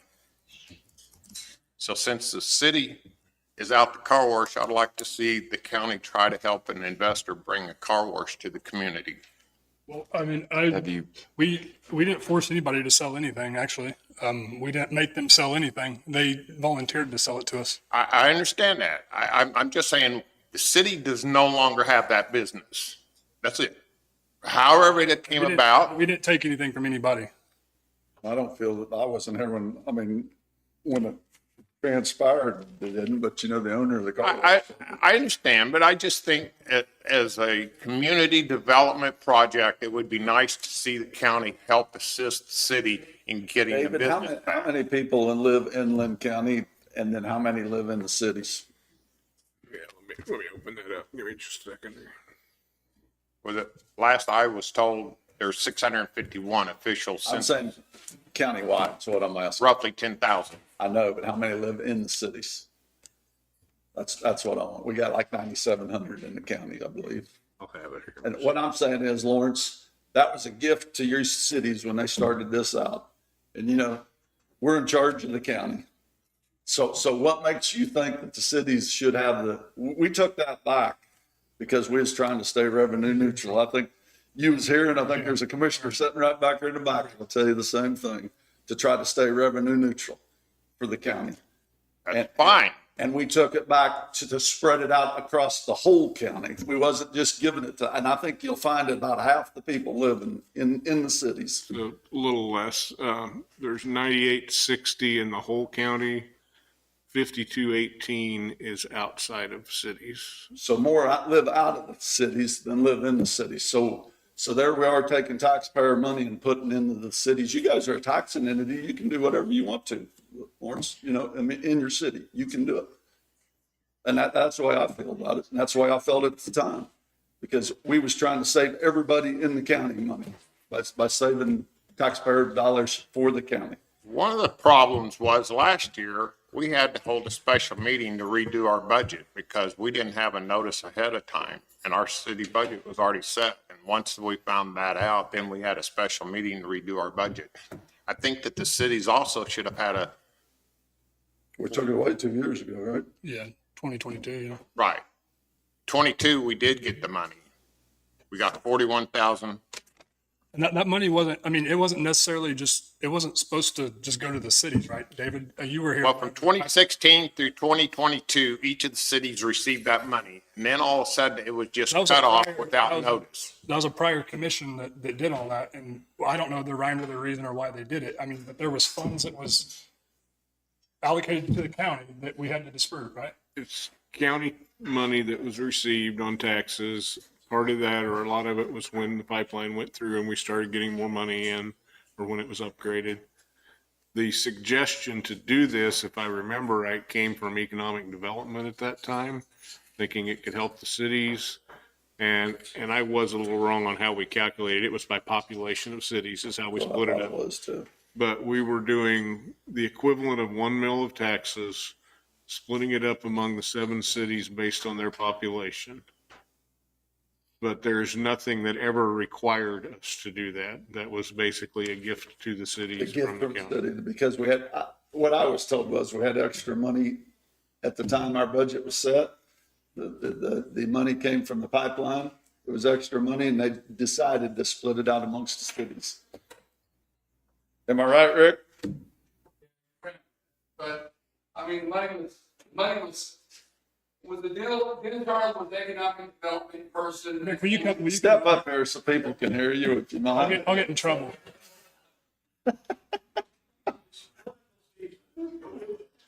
Earn your money.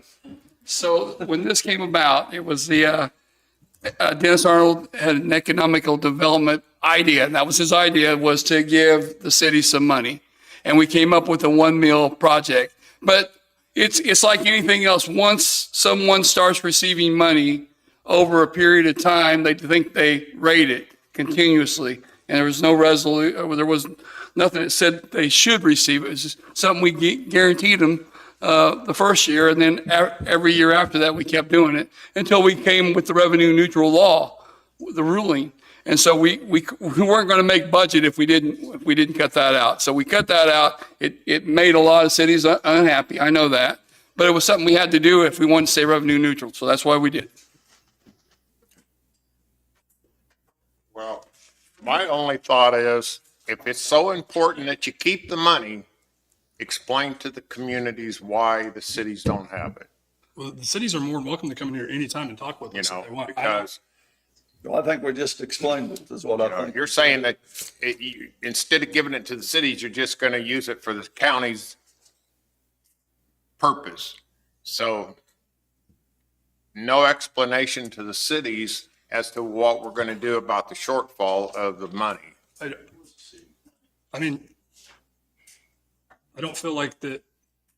I mean, you're stating that we're kind of screwing the cities over. I don't feel like that at all. I mean, do you guys pay for dispatch? No, I'm saying you reduce No, our I'm just saying. operating budget, period, without notice. However that money come from, regardless of where the money come from, you're saying it come from the pipeline. But the Right. fact is, the cities now have less money to operate on. That's my comment. And it was so important to reduce our money for the county's budget, but yet this jail is supposed to be able to bring money back in. If that's the case, why can't you give this money back to the communities?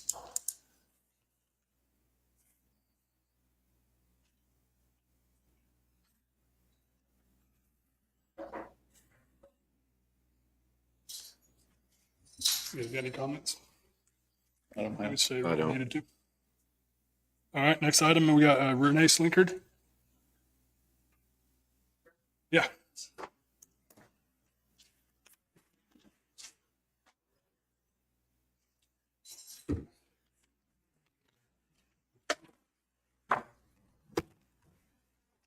This is about chip and seal on Devlin Road. It's long overdue.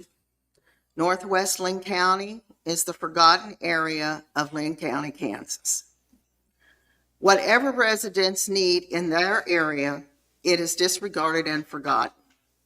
Approximately 10 years ago, when Indianapolis Road was chip and sealed by Miami County, the Linn County Commissioners suggested that Devlin Road would also be chip and sealed. Nothing was done.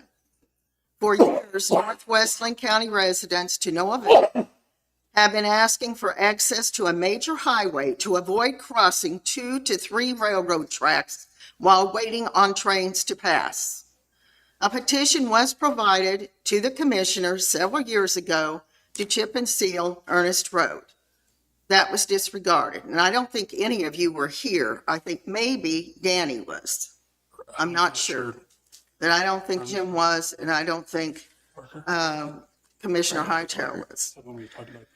We are now focusing on Devlin Road, since we couldn't get it done in Ernest Road, which that was the suggestion a few years back.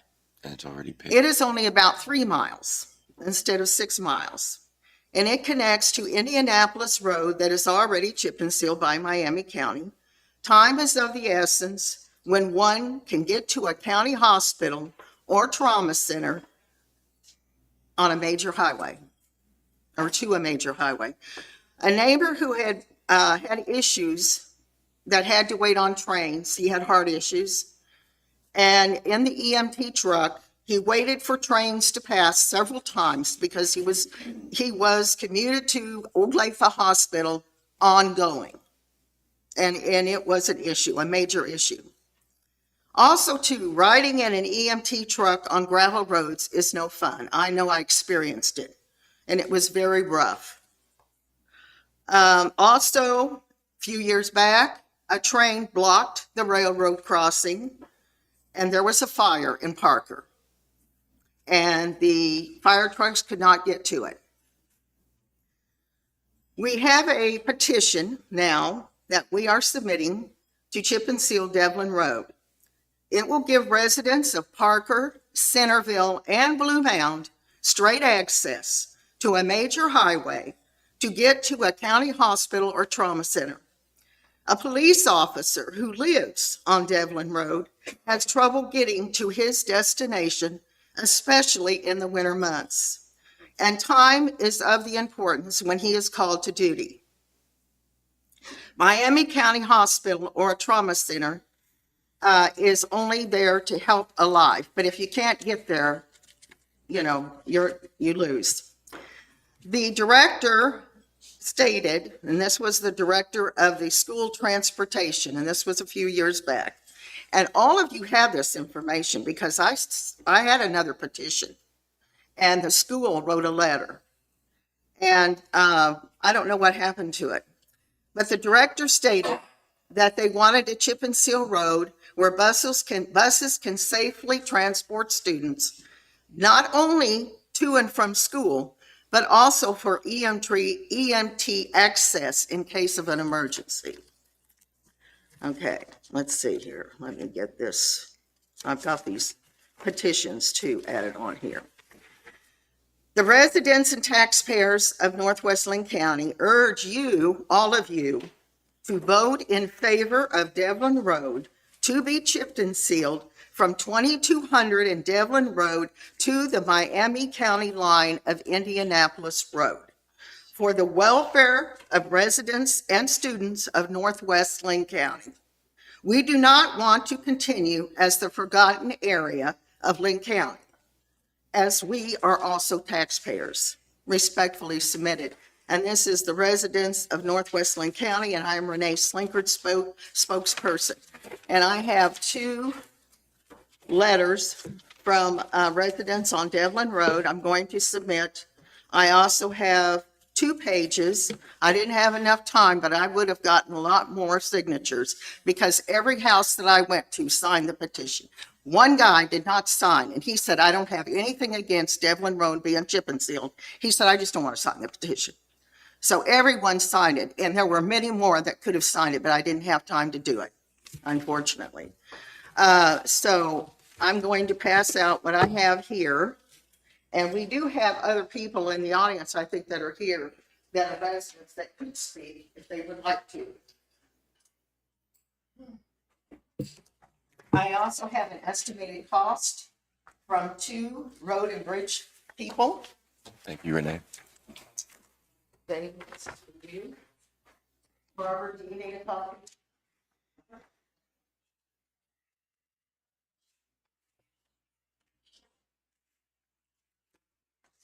Do you have any questions?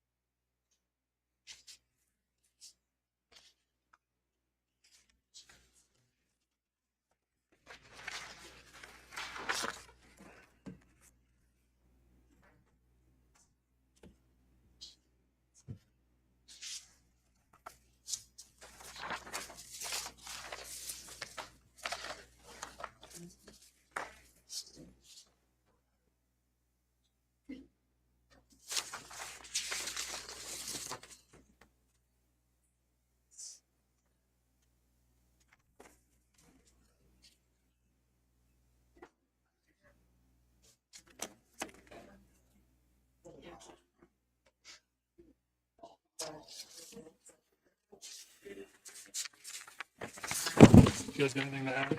Comments, concerns? We haven't chip and sealed the road, my understanding, since when that chip and sealed 1700 road, it was a gravel then, and then chip and sealed it. But I did talk to George Pretz in Miami County, and he said they have done it, you know, and they'd be willing, if we get our 2 miles, there's a mile in Miami County that they have to do to make it chip and sealed clear to 169. He said if we did it, they'd look at doing theirs. I would like to go out and get a bid to see what it would take to put that 2 miles. Did Todd ever It's have, 2 to 3 miles. It's 2 to 3 miles. If you don't count the bridges, it's about 2, I'd say 2 miles. Thank you. But you can do it in increments. If if money is a concern, we would, of course, whatever you have suggested.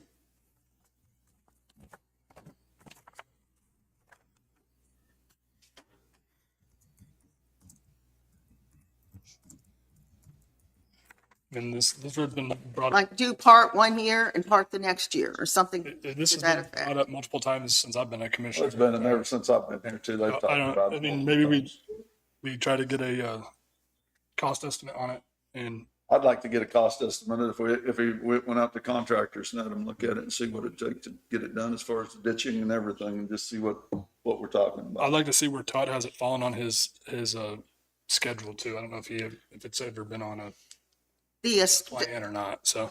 The Excel spreadsheet that I gave you is from Mr. McGuire, and he updated it, the cost per mile. So actually, the 2023, that has been adjusted to almost 2025 per mile.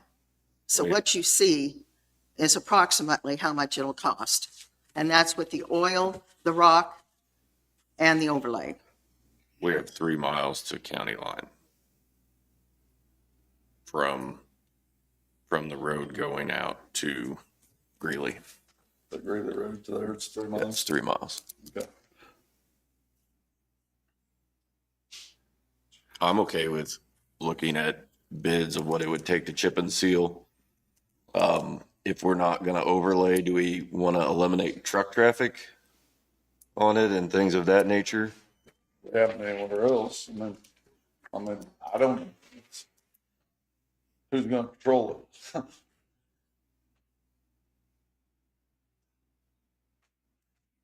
Just- The people of Northwest Linn County would really appreciate it. And I do want to thank you for allowing this meeting in the evening. That was really nice because there were a few people that could show up. It's usually me that shows up. And the last, I guess it was 3 weeks ago, I was here to talk, but I couldn't talk because it was a long meeting. So I just went ahead To and me, excuse me, Renee, we're busy enough with our roads. I don't think it's something we ought to do ourselves. I think No, I agree. we ought to go out to contractor and see, let's get some bid on it and see. Okay. Definitely get the process. And if we can't do it all at once, I mean, maybe we can do it in 2 years. Okay. I'm sorry you guys feel like we leave you out over there. I don't feel like that's the case. I feel like we just did a pretty big internet project over there for you. So I hope that you guys don't feel like that. I feel like if you don't want to do it all at once, is that an issue? no, I'm saying I'm sorry you guys feel like you don't feel like that we are giving you guys the attention you deserve. I don't feel that, and it's not just me, it's a lot of people in Northwest Linn County don't feel that there's been any really improvements on road, for many years, And that's before you Right. were, I just you think guys were commissioners. I'm talking, we've lived there 12 years, and 10 years ago, just a couple of years after we moved there, the plan was to get Devlin Road chip and seal. The plan was to get Devlin Road chip and seal because of the fact that it is a road that's straight to a major highway and to hospitals. And not just county hospitals, but trauma hospitals. Because that's usually where you go if you have a bad accident. That's where I went. That's where I went when I rolled my car. Seeing what we can do and what the cost, let's do a cost survey on it and see what it's gonna take to do it. Yep.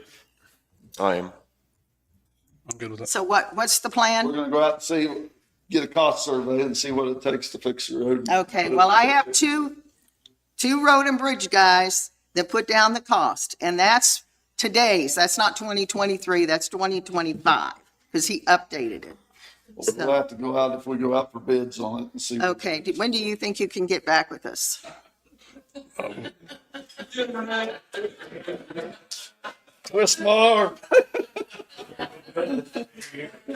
How fast can we do it, Sean? Next week will be fine. I would think if you're talking about building an RFP, if you give me direction for ditching culverts, what you want in that RFP, and I bring back you a base RFP for next week, you approve that, you send it out for 2 weeks, send it out to all the normal contractors that we would use, and we come back, so you're a month down the road from opening a lane. Okay. That's a conservative time. So you're saying next week, then you'll have an update? We'll have the RFP. Mr. West, you're saying next week you'll have an update? I would present them with an RFP or a copy of it. They would tell me if it has everything they want in it. Okay, Basically describing the job that we're asking the contractors to bid on. They would tell me if everything was in it. If it was in it, they'd approve printing it and publishing it. We'd send it out. We'd give 2 weeks. Then we have bids back in and open up. So I'm saying conservatively, you're talking 30 days at best to get an RFP built and sent out. I think that's agreeable. It looks like we've got some head shakes here. So thank you very much. I appreciate it. Thank you. Thank Thank you you. for your time.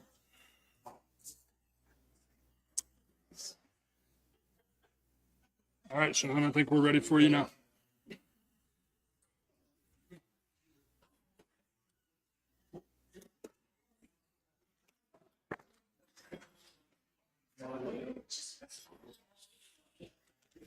Commissioners, with the length of time and what we've got, I've got Can I please be quiet so we can hear, please?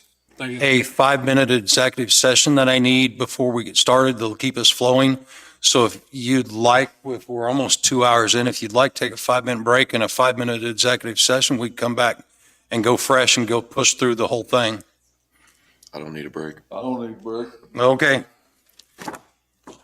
I will need a 5-minute for non-elected personnel. You want that right off the bat? If you'd like to, that'd keep us moving. All right, I'll make a motion that we go into executive session for 5 minutes for non-elected personnel. I'll second it. Motion to move and second. All in favor, say aye. Aye.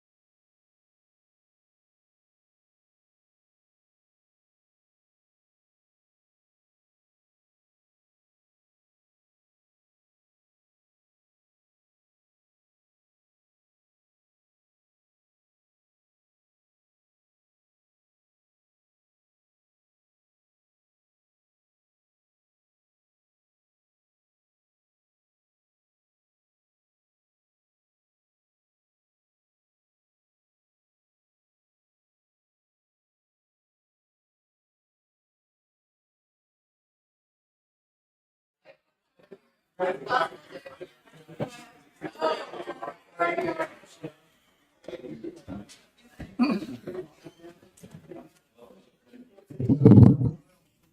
right, everybody, we're going back in session. Hey,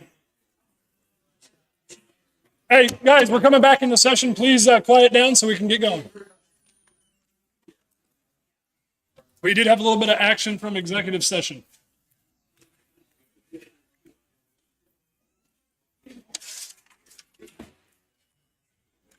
Commissioners, I'd recommend you hire Lindsay Greer at 1309, which is 3H, for a part-time cabin cleaner at the park. Say that again. What was it? Lindsay Greer, At what? 1309, 3H. I'll make a motion that we hire Lindsay Greer at 1309, which is 3H, to start as a part-time cabin cleaner at the park. I'll second. Motion been moved and second. Any more discussion? All in favor, say aye. Aye. Going back to the top of the agenda, we're looking at the Evergy project with Landfill and Burns McDonald. I spoke to Burns McDonald this week. They transferred files over to GIS, and GIS transferred centerline information over to them, which is what they requested at our meeting. They are also, based on our centerline, remapping roadway edges to provide Evergy the ability to oversee and identify those areas that we pointed out to them that need corrected. Having said all that, I haven't been able to contact them back, but I late today got a message from Landfill, so I'll be in contact with them. But Burns McDonald has been in contact with me late last week and would like to tee up a meeting with you for next week at your regular Monday meeting to push the project forward, find out what they need to do to open the permit and get the extension going so that these identified locations can be addressed with you, addressed physically. I know I sent the information out to the North Shop foreman, and he went and got a refined map, I believe, from GIS to identify those areas that Evergy and Burns McDonald wanted to know that would be ditched or needed ditched immediately. Basically, what I need to know from you is what you need from them next week to come in here and make that request. My suggestion from our meeting out there and what I heard would be just a couple of things. One, a list of those problem areas, and two, from the Evergy side and the gentleman we met, the project manager on site, if I'm correct in our discussions out there, he not only said that he would be the oversight now on this project, making sure that all the corrections were made and the rest of the project went through as permitted, but that he would also give us the, I guess for lack of a better term, a waiver, saying that if anything is missed, if it's in the roadway, if it's not buried to the permit standard and we struck it in the future, it would be their responsibility. Obviously, we're going to one call any ditching project we have, but if we've got something in a roadway and we strike it trying to take grass off the edge of the roadway or something of that nature, then that would be an issue, and that would be when that would fall into play. So I would think identification of those problem areas from the information. And by problem areas, you're meaning the ones that are outside of our original permit. Yes, anything buried that is in conflict with the permit and in what it allows. Okay. So is there anything in our original permit states if they, because we had a issue, as you know, with a local a local business that had some lines cut and it was kind of a, Taken care of. but is it going to be in the permit process? I mean, are we going to? I don't, Wording in there that, I don't, that would be a council question. I don't believe that we can make guarantees for other other businesses. I believe that all we could do from that standpoint is what some other municipalities have done, and that is have a bond posted Hold funds. and hold funds for the project to pay for cuts, unrepaired spaces, or anything along those lines. Yeah. I think that would be what action we could take. Well, I'd like to see where we're out of compliance first before we really issue any kinds of, So now we do, I mean, we have our road crews that have to go in front of them, so we're pulling them off their original plan on the road. So are we going to be compensated for that cost, or? We're not talking about pulling them off. We're talking about identifying the areas that we are going to need taken care of and in compliance first, so we can continue what you saw as far as the ditching, and that their utility will be out of the way. So he asked us, tell me what the most important areas are, and I will look for issues in those areas and put them at the top of the list to move infrastructure out of your way and get that corrected first. So that we're not ditching around their conduit yeah, so we're not spending more time. like what we saw at what we 1800 need to Road. know is where the 5 feet is from the edge of the road, or 15 feet from the center line. Right. So a list of the problem areas that are outside of our permit, right? So to bring them back in, we need a list of those problem areas. Are you asking? I think they need to have their plan of action on how they plan to rectify those as well. Okay. Who is going to verify this for us to assure Yeah, I that don't- this is being done? And that's About a third-party inspector that they would pay for that we got to hire. well, and that's the gentleman we met from Evergy who told us that he had originally stopped the project. As I recall the discussion out there, he assured us that that was his responsibility. He took over May of this year and moved the project over across the line, and said that that would responsibility as far as holding the contractor to task to bury it within the permit guidelines squarely fell on him. But are we going to redefine that in the Permit permit going process? forward. Because I mean, I want they can say whatever they want. I mean, You guys, yeah, I mean, they pay for it? Yep, I think so. Where are we on the other side of the county with that? I'm sorry. Where are we at on the other side of the county? with Quick Greenville? Quick com, yeah. Quick calm. Because this is where this all came up. We were going to get a third-party inspector to look at their as-built because it made no sense. Yes, and the as-built that we were delivered, that we originally got from them and sent over, and as you recall, you asked for a similar waiver from them, then we got told it was illegal, and then we got told it was not generally forthcoming, that their permit was still open, and basically at this point, I don't believe we've been able to resolve that with them, because I've asked about it, but never had that document or the resolution to that provided to us. Is it working right now? I would have to look at their permit. I did not check that this last week. I dealt strictly with this and the other projects. I did not review their project or make any contact with them to find out where they're at, or after they told us that basically the document wasn't coming out illegal. So we're requiring a third party because they've been out of their permit area, but they haven't followed our permit guidelines.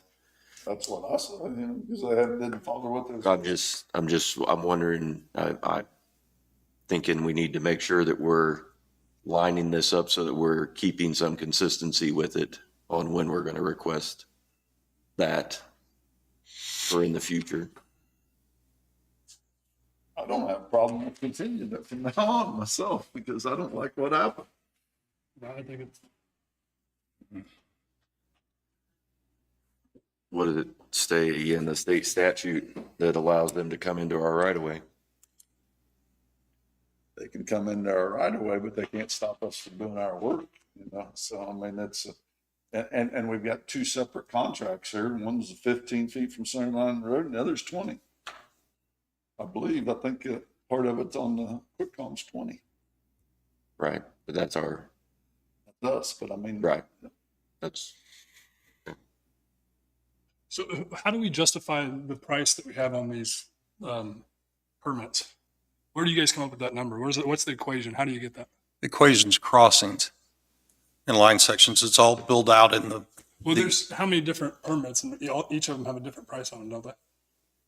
One was, if they were permitted in sections, yes. And QuickComs was not just permitted as one project, it was permitted in sections. Because they actually changed the direction, or where they was going, to lay the right of way. and we're going to hold a retainer on QuickCom, right? That was discussed before the project even started, right? that was on our funds, our ARPA funds that we paid them. 10%, right? Correct.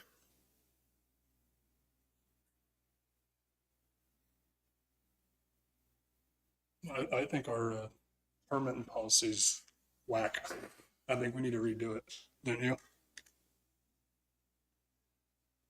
I do.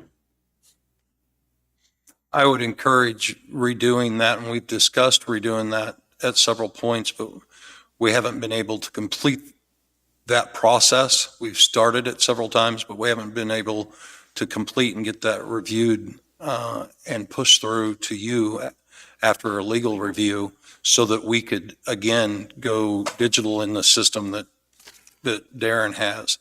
And that's the end goal, is to have a permit process that not only fits the requirements that you're asking for, but something that is digitized so that it will send reminders to us and closeout dates so that these projects can be reviewed and checked on.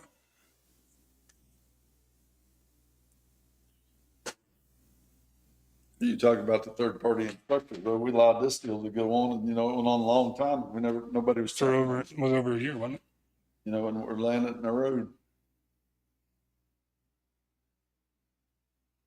Well, and if I remember the conversation correctly with Evergy, they talked about, because I believe one of you asked towards the end of the meeting whether or not they typically posted bonds, and they said no. know that they not only work locally, but had large investments locally and typically were not required to do that. And the bond is something that would be applied during the permitting process or the hearing process by the commission to assure the project. But as far as the third-party inspection, I believe at the scene, while we were out there, it was pretty clear that he had. But how long did it take to get him out there? Over 2 months. That's what my concern is. Yeah, and he told us while we were out there that the moving of the project and stalemating the project, that was decisions he made, and he hadn't seen what we had seen out on the roadway, and that he was the oversight for the Our contractors. fault. He's the one that signed the contract, the way I look at it. Well, and I think that's the other thing in our new permit process when we There's talk no about. accountability. And what have you changed in the new process? Can we talk about Well- that, or can we bring that in next week and go over it? I mean, I know it's not legal, but we can still discuss it. I can try to find the copies that we were working with legal to get started, but a lot of it, like this contract or this burial permit, one of the issues with our burial permit, you're talking about on these large projects, there's an engineering firm that applies for the permit. There's a customer, in this case, Evergy, whose fiber's going in the ground, and a contractor that's laying that fiber. Whoever applied for the permit is who we hold accountable. So That's the engineering firm. So I mean, They why? don't have a contract right now. Right. So As think- far as a This is just. I permit, they do not have a permit.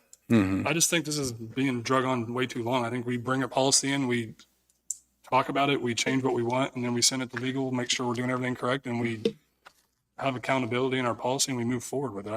I don't understand what's so hard. it has been difficult to get that process done because we started it several times and then had to stop and start again. But as far as, Can we bring it in here and start right here and then we can go forward from there? I can send out the copies of everything we've got and the recommendations this coming week, so we can look at that and you can tell me what you want changed on it and we can work on it.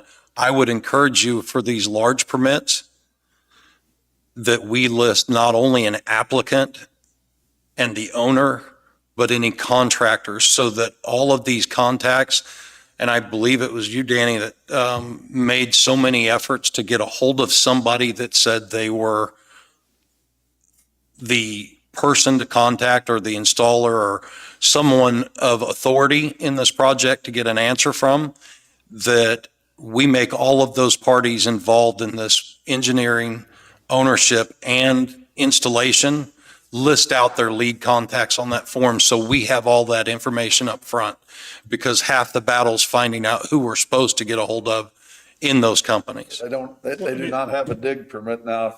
To me, this is a prime opportunity to get what we want from them as far as the contact, I mean, right? I don't know. I just don't think whoever applied for the permit, we pull the permit and then there's ramifications for not following the permit. I'm not a babysitter to subcontractors of whoever applied for the permit. That's not my job. I mean, that's my job to make policy, right? I mean, It is. I feel like the policy's half-assed and we should fix it. And it starts right here, and before it goes to legal, we put our 2 cents in and we move forward. What do you think? I think there's plenty of things we need to fix in it. I'll push it out to you. Do you want to meet with them next week, or you want to push that out? I don't want to meet with them. I want to meet with them until they show us exactly where they're out of compliance. I think we come up with our policy and then they, So before we schedule, you want all non-compliant areas identified? Yep, and how they plan to fix them. Their plan, their, Definition, how they plan to fix it. and then on our end, we need to fix our policy. Okay. you want the areas identified, a plan of action for repairs or replacement of those areas. And I assume you want either third-party inspector or some verification of future inspection for this project to make sure that all of it is brought into compliance or buried in compliance to finish the project. Okay. If I'm correct, if that's what I can relay to them in order to make sure that they have all that before we come to another meeting. Right. Okay?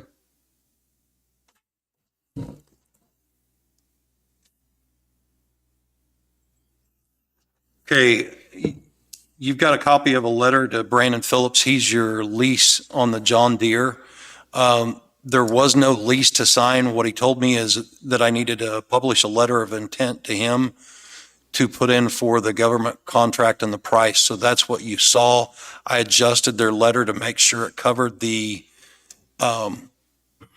insurance that Commissioner Johnson had spoke about and sent in the packet, because the original letter of intent didn't cover it, but I didn't want to leave it in there without guaranteeing that that was part of the program. Which insurance is it going to be covered by, the Century Guard or the Ultra Guard? I put it in there because it didn't identify which one. It just said that it would be covered by one or the other. I put both in there in order to make sure that we were covered by the insurance and the guarantees that you were given in that packet, but it did not identify which one. What was the difference? I don't know. I don't remember now. I don't know as far as what the difference was. Well, the written guarantees that you got and handed to me, I listed those and they were both As far as covered. the deductibles and the things on the Yes. fire and everything that I'd written on there. Okay. That's why I put that in there, to make sure that, because the cover letter that they gave me, or example, didn't have those, and I didn't want to give a letter of intent, tell them to deliver something and then not get what you were guaranteed. I'm not saying that's going to happen, but Right. I was not comfortable with not having it in writing, especially since we're not signing a lease agreement before the equipment shows up. So they will provide us that it is covered. Yes, all of that after delivery. I'm being told the paperwork comes with the machine and that I'll be contacted, but their process was a letter of intent, not a lease agreement first. Okay. So I tried to define that in that letter of intent and sent that out to you. As Randy said, we met with the FEMA or State Emergency Management folks on Friday, did our RPA, got that meeting out of the way. It's one of the first steps in the process, and now we'll move on. And Joyce will start some data entry stuff with them to try to get these things loaded up and get it started in that process. I'll try to keep you updated as we go along with it. But this is going to be a lengthy process, and I believe there's going to be several steps. It'll be the first one. She was finishing up, as you remember, one of these projects in the paperwork when I got here. But this process, as Randy told it to me, this process is different in its submissions. So we're all going to be learning something at the same time. So I'll try to keep you updated, but I can't really tell you what that's going to be until I see it firsthand. Wall Street project, as you know, straight line striping for the last several years, ever since I've been here, is the only bidder we can get on striping projects in the area or been able to get. We went out, got a bid from them for the Wall Street project. You'll see that the contractor had put the center tabs when they put the asphalt down. So there are temporary markers for the center, but we do need to get that striped as soon as possible. And it looks like Centerline is going to do the same as they've done in the past, $1,800 per mile, $9,900 for the 5.5, which completes the project.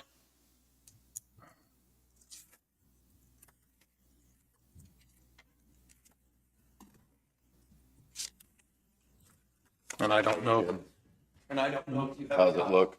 I haven't been across it. I don't know I've if been you out have there. a written copy.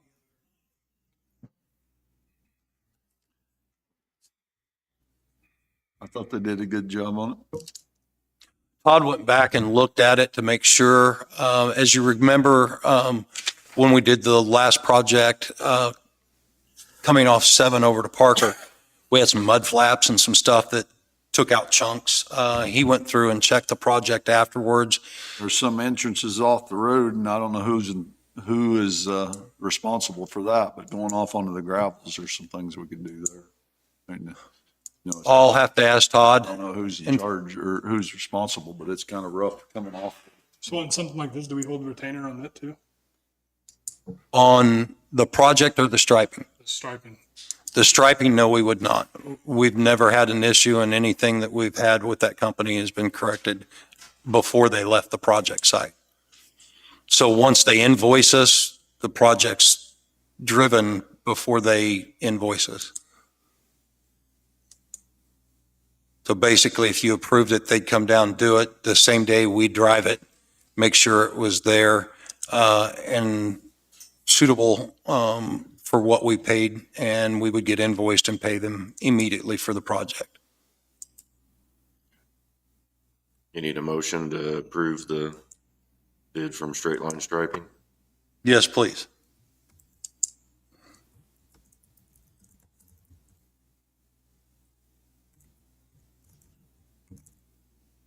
I'll make a motion that we accept the bid from State Line Striping for Wall Street, $1,800 per mile for a total of $9,900.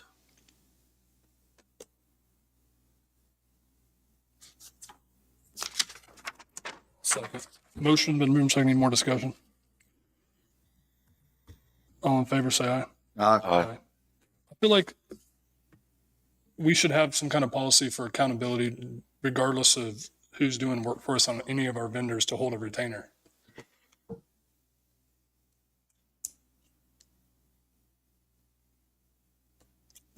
I would agree on the asphalt and the other large projects.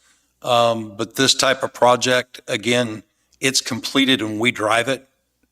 Basically, it's the Amazon package that's delivered to your porch. We have it in hand and it's completed when we get the invoice. Yeah, but what if Straight Line's not our next contractor? I mean, when we get screwed, what do we do?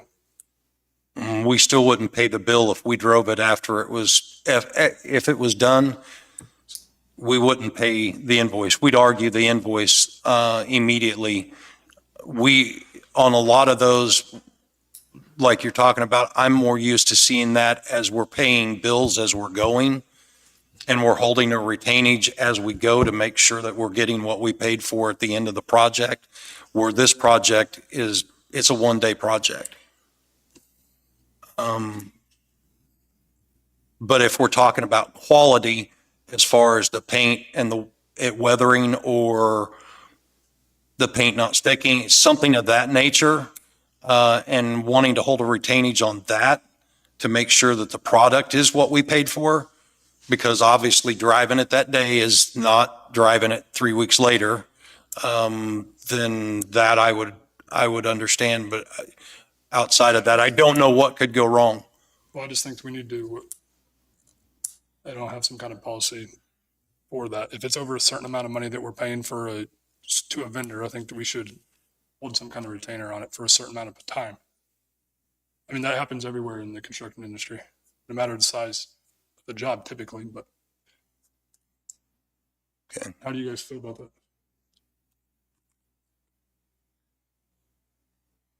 How long do you retain it on I mean, a paint it job? I depends. guess that's, I mean, so all the contractors over here at the jail, we had a year warranty on it. So usually after. that the would year be warranty probably is up- I would look more at a warranty on what they did than a retainer, I guess. If they're Some gonna paint. assurances, Huh? some assurances from them. But you have, I mean, which typically Insurance just from them hold that they would guarantee it for a year or something like that. I mean, a guarantee is only as good as the guy that'll do the job. So, I mean, I think you still have to hold some kind of monies. I mean, So they're gonna build that into their bid, They will there. I mean, I guess. right? So we're gonna pay more because they're gonna get paid their price here at the beginning, right? And then we're gonna hold back. They're just gonna charge you 10% more. Is that not what'll happen? well, I mean, yeah, that's typically what happens, but it's still money that's in your pocket if you do a good job. I mean, it's kind of like what we did at the airport. We sold all these lots and we had no stipulation on building on it. So now it's just a savings account out there.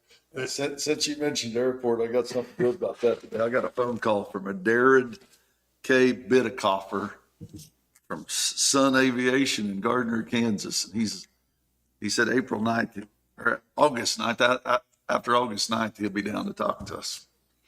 He's interested in doing something. He's looking at the hangar right now that's for sale. And he asked me what our idea was, and I says, I don't really know. I said, could be sold, it could be. I said, we have grant money involved in it. And he said he wanted to come down and talk to us. Okay. He's got some investors too that would be interested. I've Interesting. got his telephone number, and it's Sun Aviation out of Gardner, Kansas. But I mean, and then, so back to like what I was saying, was it just part of us making sure that our policies and our procedures correct in the county so that we have accountability for things that we do. Like out there at the airport, we sold lots and there was no stipulation on building it. So, and I don't know how many out of towners own lots out there, but they have a savings account on our taxpayers' dollars and there's no stipulation on they have to do anything on it. And they're not going to because it costs too much money to build out there because of the taxes, correct? I mean, any smart businessman would probably tell you that, right? That's the problem. So I just want to be sure that we're covered is really what I'm getting at. So. Okay. But we can move on. So I think it's something that we should discuss. So. Okay, I took the organizational chart or structure for the office for Road and Bridge, listed it out the way that I saw it in an org chart given to me, and then I listed it out with recommendations on it with two models. You'll see that there are a lot of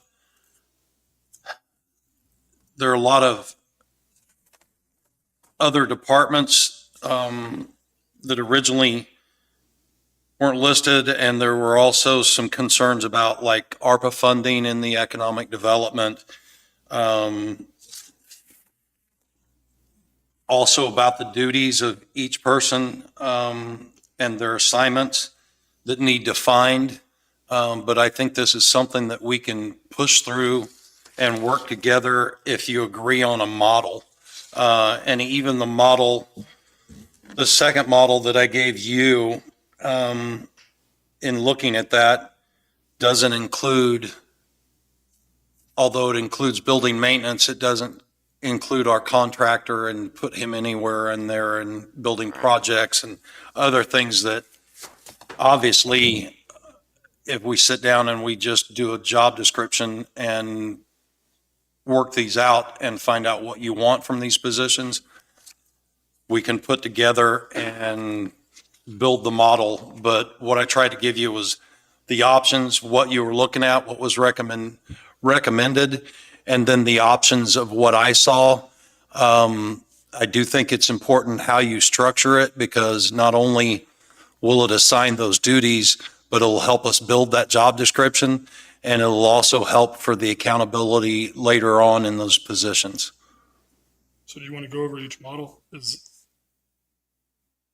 Model 1, was that what Jim had? Yes, it's basically, I took what he gave us for model and put it in something you could compare side by side with the second model, so they were both similar.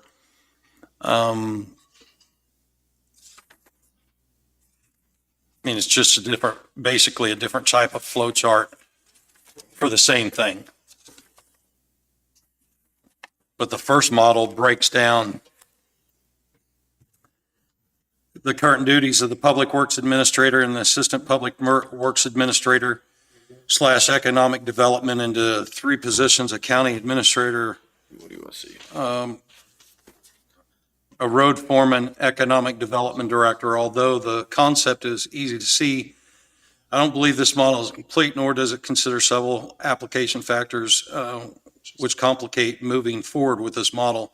Under the County Administrator, this plan does not consider the supervision of the Noxious Weed Department, GIS, Centerville Sewer Program, which also includes management of park and solid waste lagoons, and the office staff, and obviously, as I mentioned, Randy in the building or general contracting as well.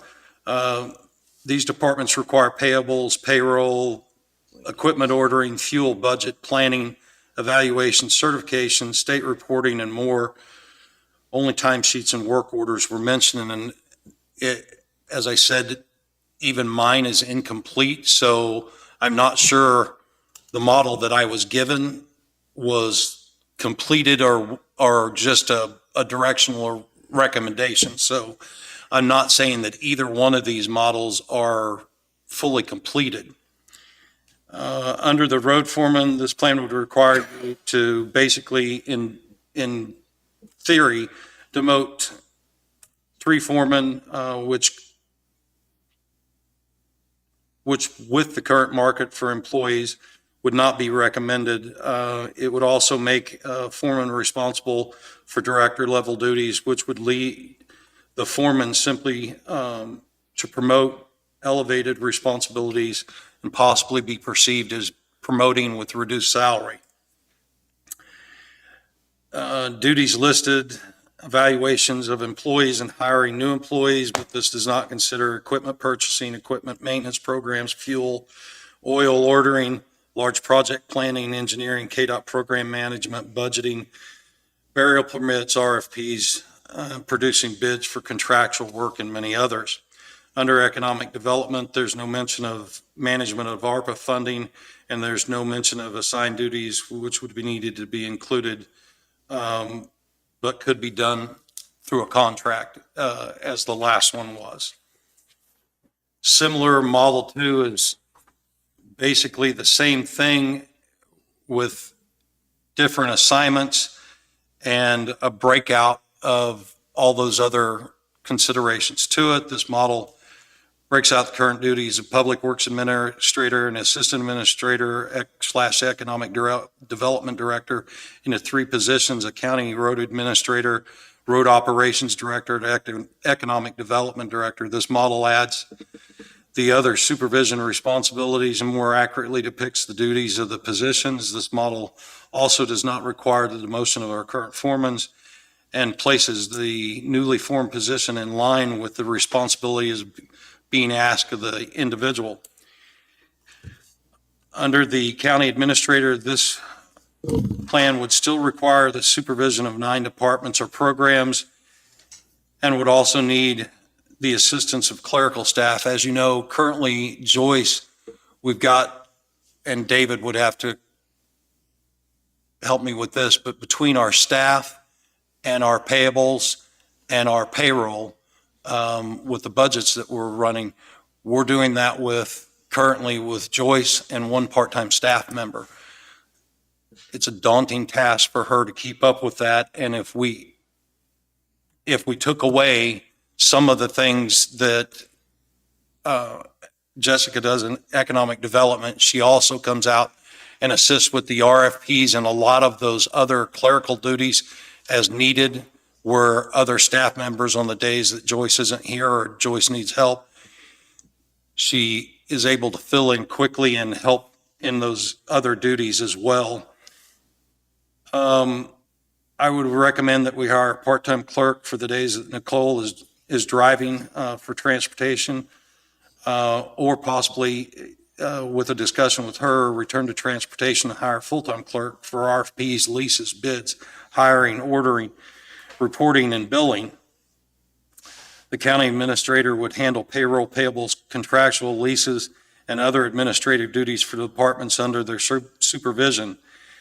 Under the operations director, this plan would keep the foreman in place and replace the assistant director with an operations director. The operations director would handle countywide daily operations, hiring of employees, evaluation of employees, equipment maintenance programs, assisting in the yearly budget and assisting with the 3 to 5 year equipment plan, do on-site burial permit inspections, and provide technical information for bid contractual requests, maintain contact with vendors for fuel and oil and et cetera. Basically, the working operation of the front line of the administrator's duty, or the action arm of someone else doing the background and the paperwork. But there's still a lot to be considered as far as those daily duties that would have to be managed. Under the economic development director, economic would manage the airport, would manage economic development, the airport, and ARPA funding.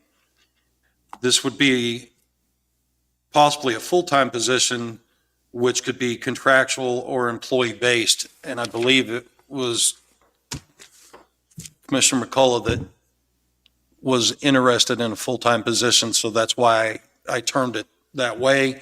And as you can see, aside from adding the departments, the model from 1 to 2 is just adding some of those that weren't on the first model.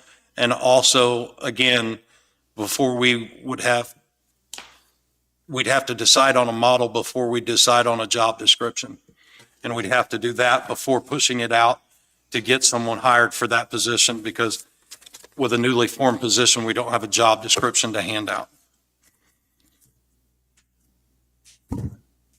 That's all I had for you on that, unless you have any direction for me that you'd like me to change, or you'd like me to work on trying to outline a job description or make any recommendations that would assist you in furthering that so that we can get it pushed out and try to get an early start on filling those positions. I can't even get on it.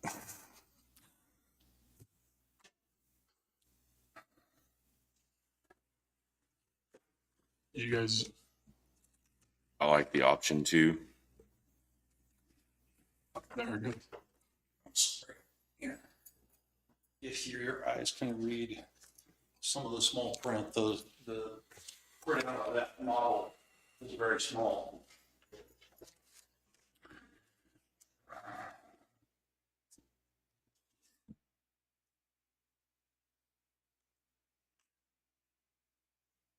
Model 1's basically the same as Model 2, just It's just adding departments. There's no, and different titles for different duties, but the total intent or structure is the same in both.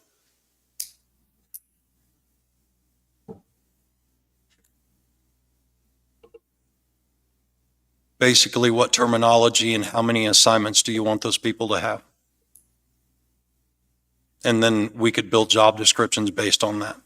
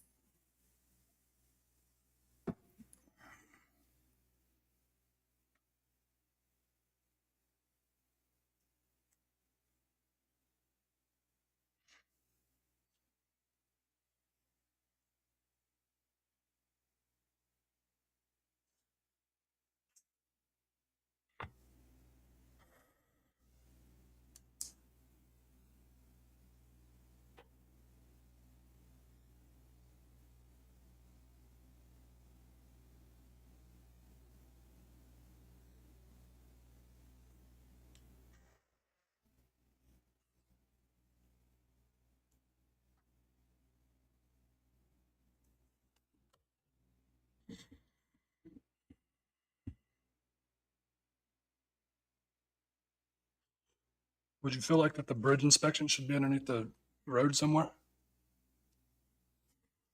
Instead of the county administrator? That was how, That was originally in the first concept, but when you talk about bridge inspection, this is contractual. This is something that we hire out For anyway. and is reported to state. So this is not really an action that the road operations would do. It more something that we would contract out and be more administrative than it would anything. And if we're doing RFPs and leases and things with the administrator, I think it more fits that area. I'm sorry if you already talked about this. I was trying to get in the whole time. So where are you guys leaning towards? Well, we just, as a commission, we got to decide what we want to do.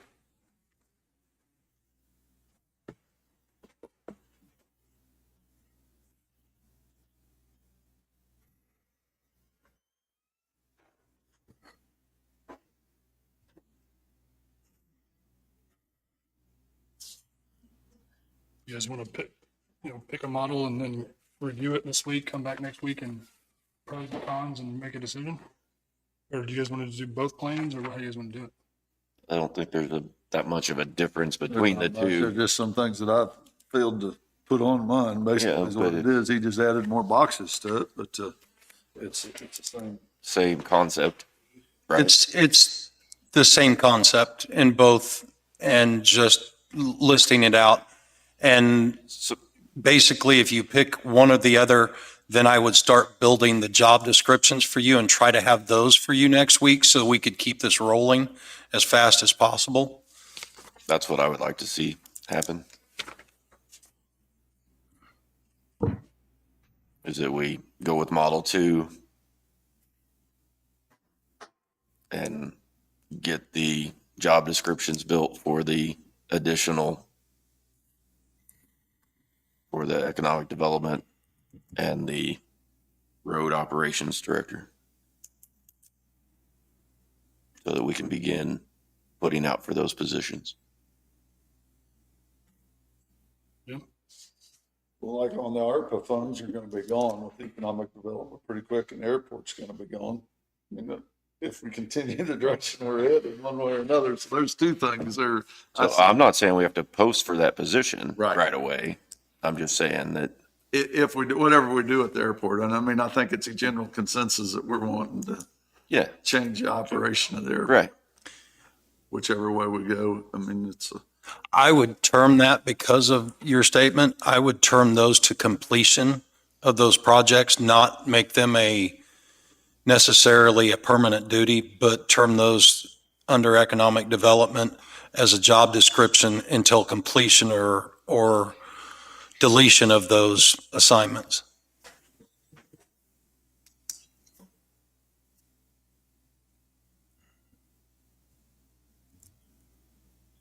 I mean, I think, Just like GIS mapping, why do we put that under the county administrator? Why don't we put it under somebody that's up there in the appraiser's office if it's all tied together? Why do we have that? And that was, I mean, that was discussed probably before you. That was discussed when I was still, and Chris Martin, IT's the same way, right? They all. No. Or they just timesheets and stuff, right? They were, but IT is no longer, I no longer see IT's timesheets or anything. You have him contractually reporting to you.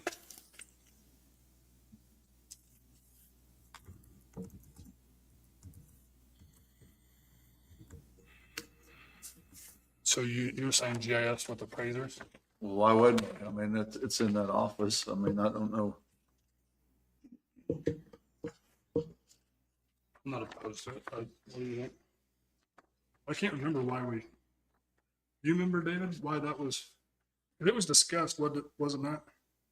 It years ago used to be under appraiser and it was split out. And I think some of the idea at the time was the fact that they're doing a lot of work in GIS that goes for all different departments, not just appraiser, and that the appraiser's office really doesn't have any idea on how that work is done anyway. What about the county administrator? I mean, that job, that's something that I don't see it there either. Well, quite frankly, if I could offer some input on that, that is one of the departments that I've had contact with, and even today. And Pam has been very responsive to some of my suggestions as far as outlining and the plan moving forward for her department. But quite frankly, my daily assignments or responsibility to her department is payroll and payables, and it's not very much. She does her own budget. She's independent. And I don't believe if you were going to reduce job duties, I don't believe that that's an office, because they work in several different areas like IT around the county and support different things, that couldn't report directly to you, and she couldn't do her payroll and payables direct. So you're saying stand alone and just report to the county administrator? Or report? I believe you could cross that off the list and have her office report directly to you and still not increase the workload for anybody but that supervisor to do one so that means. payroll and Doing timesheet. Her performance review. That would basically be the increase to you would be another performance review a year. The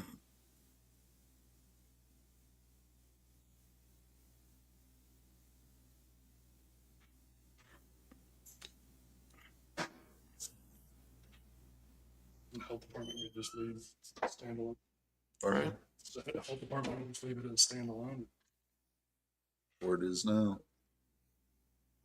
So yeah, IT would be standalone, health department, GIS. All three of them would report to us, is what you're saying? And fire All right. and appraiser.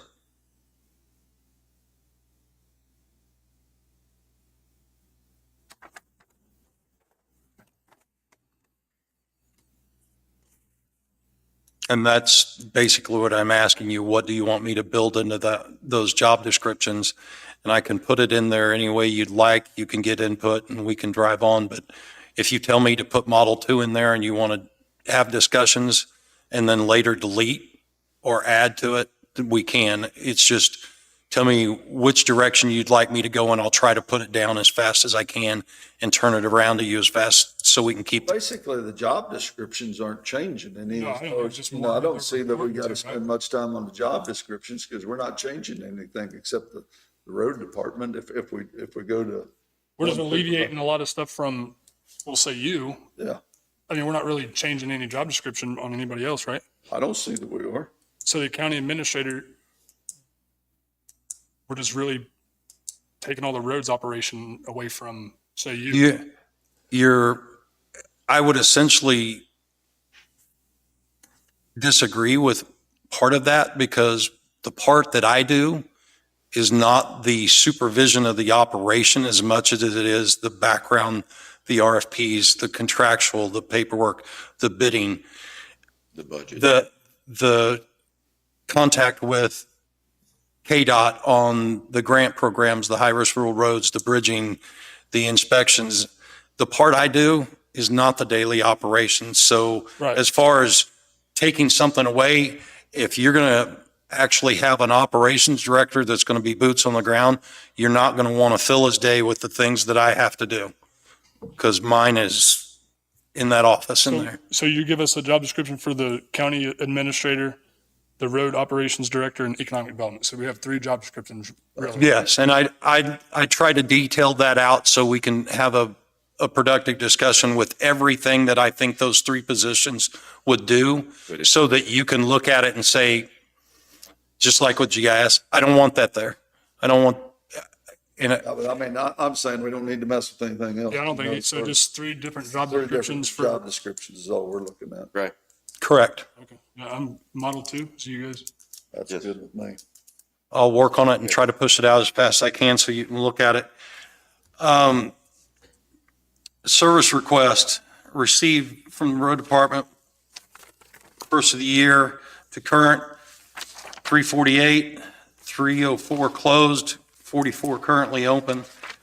Service request received 7/22/24 to current, 5 received, 5 still open, 3 for boom mowing, and 2 for culverts. Attached report for activity cost summary by location, 427/24 to current. We have worked 905 roads out of 1,275 and a total percentage of 71. I would like to address that and the concern for that. And I think here's where I throw myself on my sword for this part of it. I'm going to tell you that Joyce knows 10 times more about that public works system than I do, and the actual data in the background, the backstory to it. My question is, because that number isn't moving, because it moved up originally and it isn't moving, my question is, and then I'll try to answer next week for you, is of that 29% remaining, what are those roadways? Are they dirt?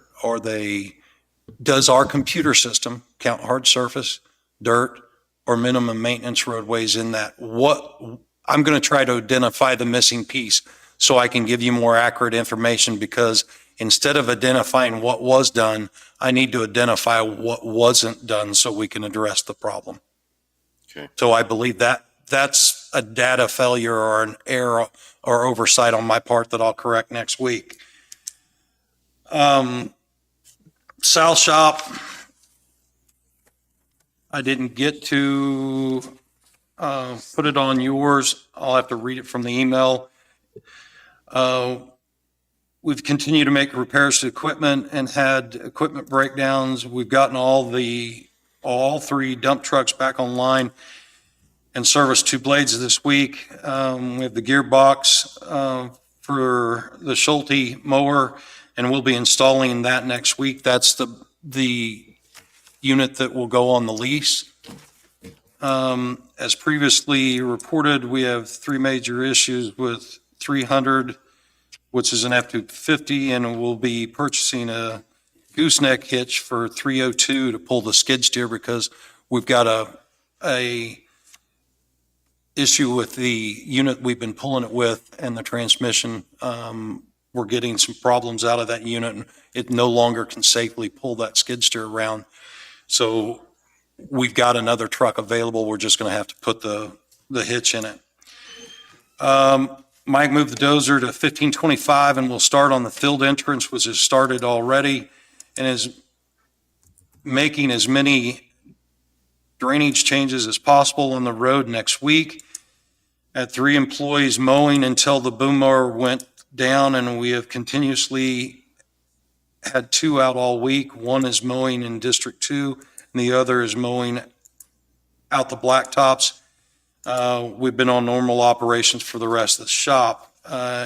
While we're on the boom mower, we learned today the cylinder could not be repaired and parts not available to repair it, even though if we were able to repair it, the parts wouldn't be available for some time. That boom mower, we've been able to find a replacement for it, but it's going to be $1,100. We've got it on order and we're trying to get it back into service this week to get it back as fast as possible. North shop ditching, on 1900, 3/4 of a mile was worked on, still needs to reach, two culverts in that section, road grading and mowing done daily. Pleasanton mowers blades running all week, assisted fixing ditches on 1000 and working on the boom mower cylinder issues. And because we had more technical difficulties when we're talking about the north shop in 1900, we couldn't get a format so that we could send those electronically, but that's the photographs that Jesse sent me of the ditching project up there. What I gotta do to get that over here?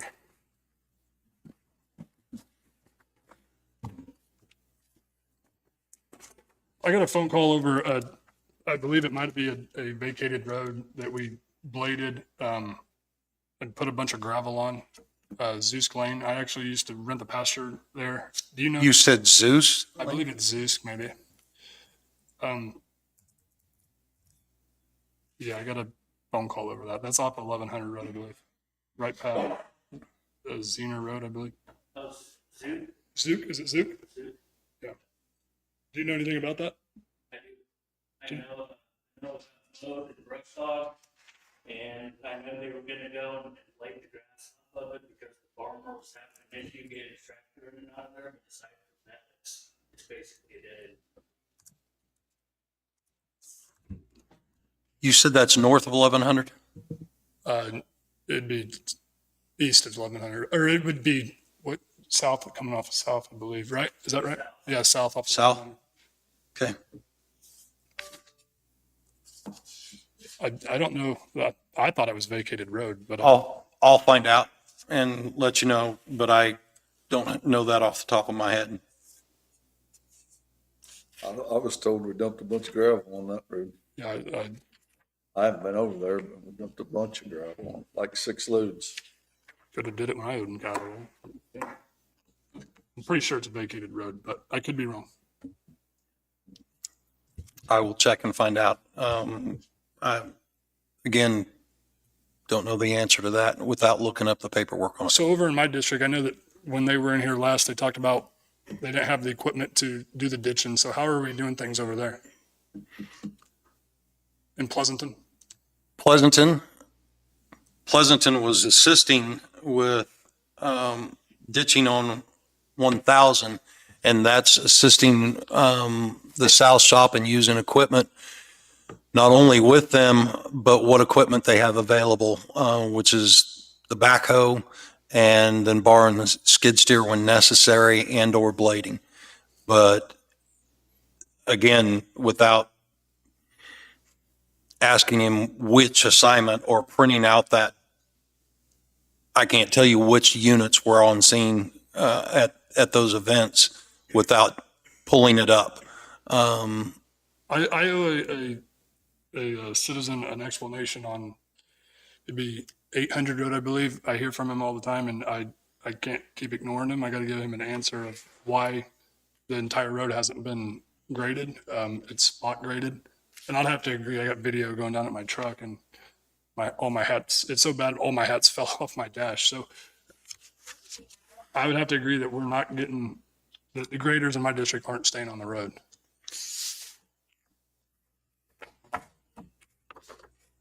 Well, I know in your district that they've paired up in some areas and then separated in others, but as far as 800, I'll pull it and then. Yeah, 800, I think it's And what section of 800 are we talking about? the entire thing. It's a Is it very active road, yeah. you're talking from what would be Ungenhauer, An hour to state line. Ungenhauer state line? Do you know anything about rock testing that we can do at the quarries? I'm sorry? Rock testing that we can actually test the samples of rock. They used to test the, like how much lime was in it. Yeah. Do we still do that? We haven't done any rock testing that I'm aware of. As far as you're talking for dust and or lime deposits or, I've been told there's a system, a screening system that you can sit in and dump it in there and you can see what you're getting as far as, there is a series, I've seen the tool you're talking about. There's a series of screen and we have people on staff that have done that in the past. do that on But a we do- basis to go around and make sure the rock that we're getting, that we're paying for, that, because what I'm being told is maybe the rock we're using isn't in compliance to where, because all the lime and things that we're blading this off, blading these roads and it's what we're buying isn't quality rock. I know that that was a concern, right? Probably right before you had got in, and we had tested, we had brought up, maybe you were here when we brought them all in. When I came in, When you came in? there was a series of 5-gallon buckets all through the office area. And there in the storage shed is a system of screens, what you're talking about, to measure. And I was told that we still do have a foreman on staff that is Well, maybe we should. qualified to At a do random, that. randomly going out and testing what we're buying to make sure what we're getting is, if we have the equipment to do it. Yeah. Because maybe we're not getting what we're paying for. Let me look into it and make sure we have all of the equipment. I've seen the equipment, what you're talking about. Would I know whether all of it's there or have I ever been trained in that testing procedure? No. Or how to grade it after it's been screened out. Let me find out about it and find out if we've got everything to do it and or what we are still missing to do it. And then if you're talking about periodic testing, I would assume you're wanting to test out of each quarry, not just, Periodic test queries, I mean, it's, okay. we use multiple queries, we could just test I agree. random samples. I mean, you're talking about road rock and AB3 is what, okay, the most common. And we had somebody during public comment comment about putting big rock on the road. I think I was part of the commission when we put 2-inch rock, I believe, or 3. 2-inch. I'll I bought a lot of tires when it went through there. I'll never, ever do that again. So just to be clear. I paid for a lot of truck tires right through that deal. Yeah. I don't think she was talking about putting it in the roadway, was she? She was talking about your ditches. We're talking, I understood it to be ditch work, but Ditches, if the ditches are higher than the road. So back to, I don't know how things are going in my district, and I can't give anybody an explanation of how things operate. I mean, do we have a grader that's staying on the road, and we have, because Jesse had stated that up there, they have a crew that's going around doing ditches. But Todd had stated that he doesn't have the equipment. So have we done anything about that? as far as ordering equipment, No, about, we're all on 3 different plans, aren't we not? well, as I said, Todd is borrowing or working with another shop to do ditch work to try to get to where we discussed. But no, his shop is the only one that doesn't have a skid steer. All I'm saying is we need one boss to kind of see what's going on and scatter the equipment around the county. Well, I mean, because I never knew anything about not having the proper equipment until the day they came in and when there was a discussion about it. And I mean, I think that Mound City or Jim's district we shouldn't be borrowing a skid steer from him. I think we should either use the park one. If that's not feasible, then we should lease one. Or we should rent one. Well, I think what you're, and correct me if I'm wrong, I think what you're talking about is what we're talking about as far as job duties and discussion, someone actively being able to answer those questions that's out there every day as opposed to what I'm doing every day and then trying to take notes and go back and get you an answer because I'm not actively with those foremen. And you're right. I can't function in that capacity because I'm not with them every day. So,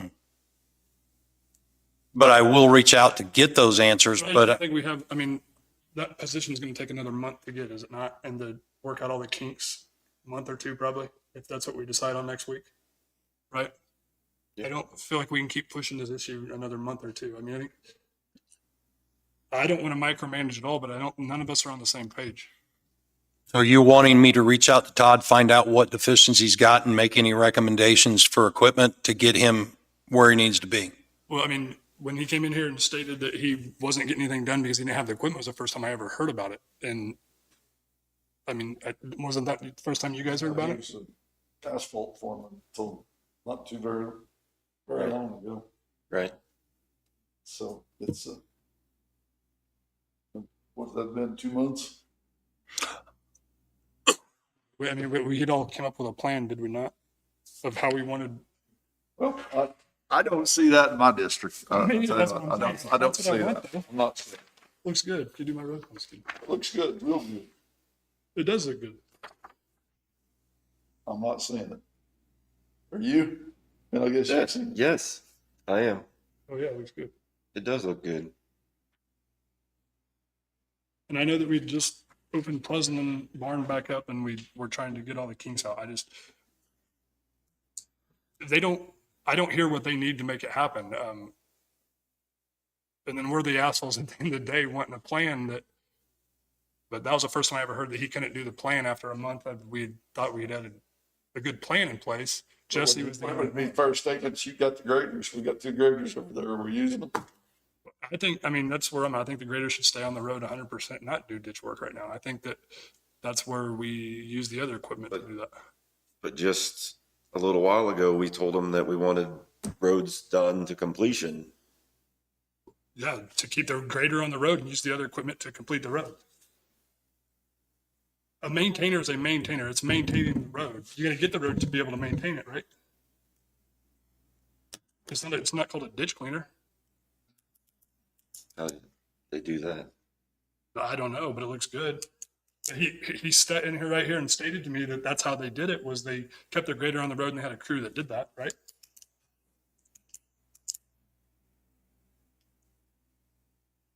I guess you were gone. Is that I what you was. said? Like I said, I'm not seeing it in my district. I'm not seeing anything like that.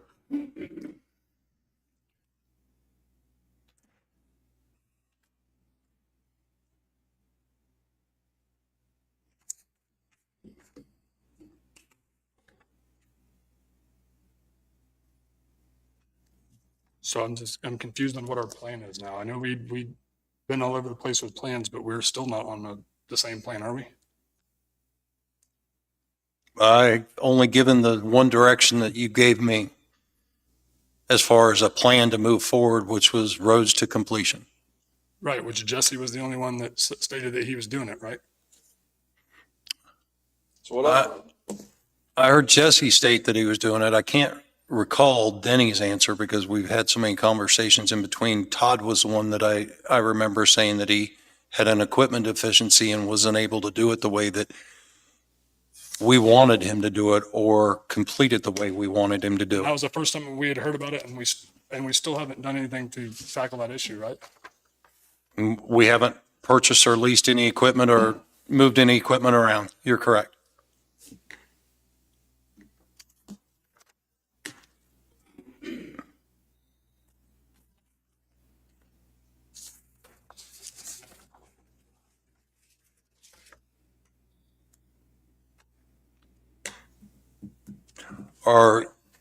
Are you wanting me to look at the purchase, or are you wanting me to look at the lease of equipment, or I'm struggling to find out what direction you want me to go as far as pushing forward. Well, I mean, would a lot of this not fall under the disaster? I mean, would that fall, or would that pay for part of that lease? I can reach out and find out, but from our meeting the other day, they will do some leases and some equipment for the disaster, but we're going to have to tie it to the disaster, not because if it's from lack of maintenance, like ditches that have silted in over the years and haven't been cleaned, those it would not cover. So there's some that it would, some that it wouldn't. Now, if you're talking about disaster related and we can pin it to it, yes, it would. So we have equipment reserved with funds in it, right? Why can we not use that for leasing purposes? We could use it for leasing or purchasing. We have a large, We're still not on the same plan. we have a large equipment reserve. I can't tell you exactly what the number is, but yes, there is plenty of money to do a lease or a purchase out of there. And I think one of the things they bid for from that shop was a used skid steer for that shop. That we didn't approve. Quite possible. I don't remember every vote. I know it was discussed. And everything we got. I don't remember every discussion but I know we discussed it and I can't remember whether it went to a vote.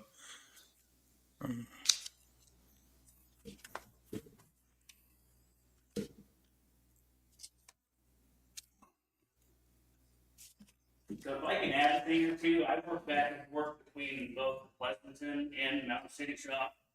And I've heard discussions from both supervisors, and it's a lack of help and a lack of equipment. Which it needed to be discussed during budget, and it never was. Nothing, that's my biggest issue. Nobody's come in here and said, hey, we need more help, how can we make this happen, or we need more equipment, until we got in an argument. And that's just what pisses me off about our budget is a joke, in my opinion. So To me, if we got lack of help, I mean, I'll just say this, if we got lack of help one place and lack of equipment, I mean, can we share what we have?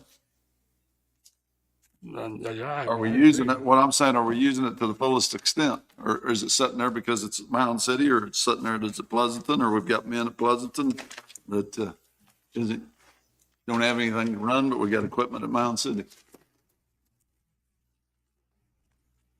That's why I would like to have designated spots, have somebody in a grader, then have somebody in a skid steer, have somebody in a dump truck. And I don't know how that would work, but I'm not doing that operations every single day, but I would like to keep the grader on the road 100%. And then have a crew of 2 or 3 guys behind him in a dump truck, a skid steer, and the the excavator or whatever, and have that crew going behind them.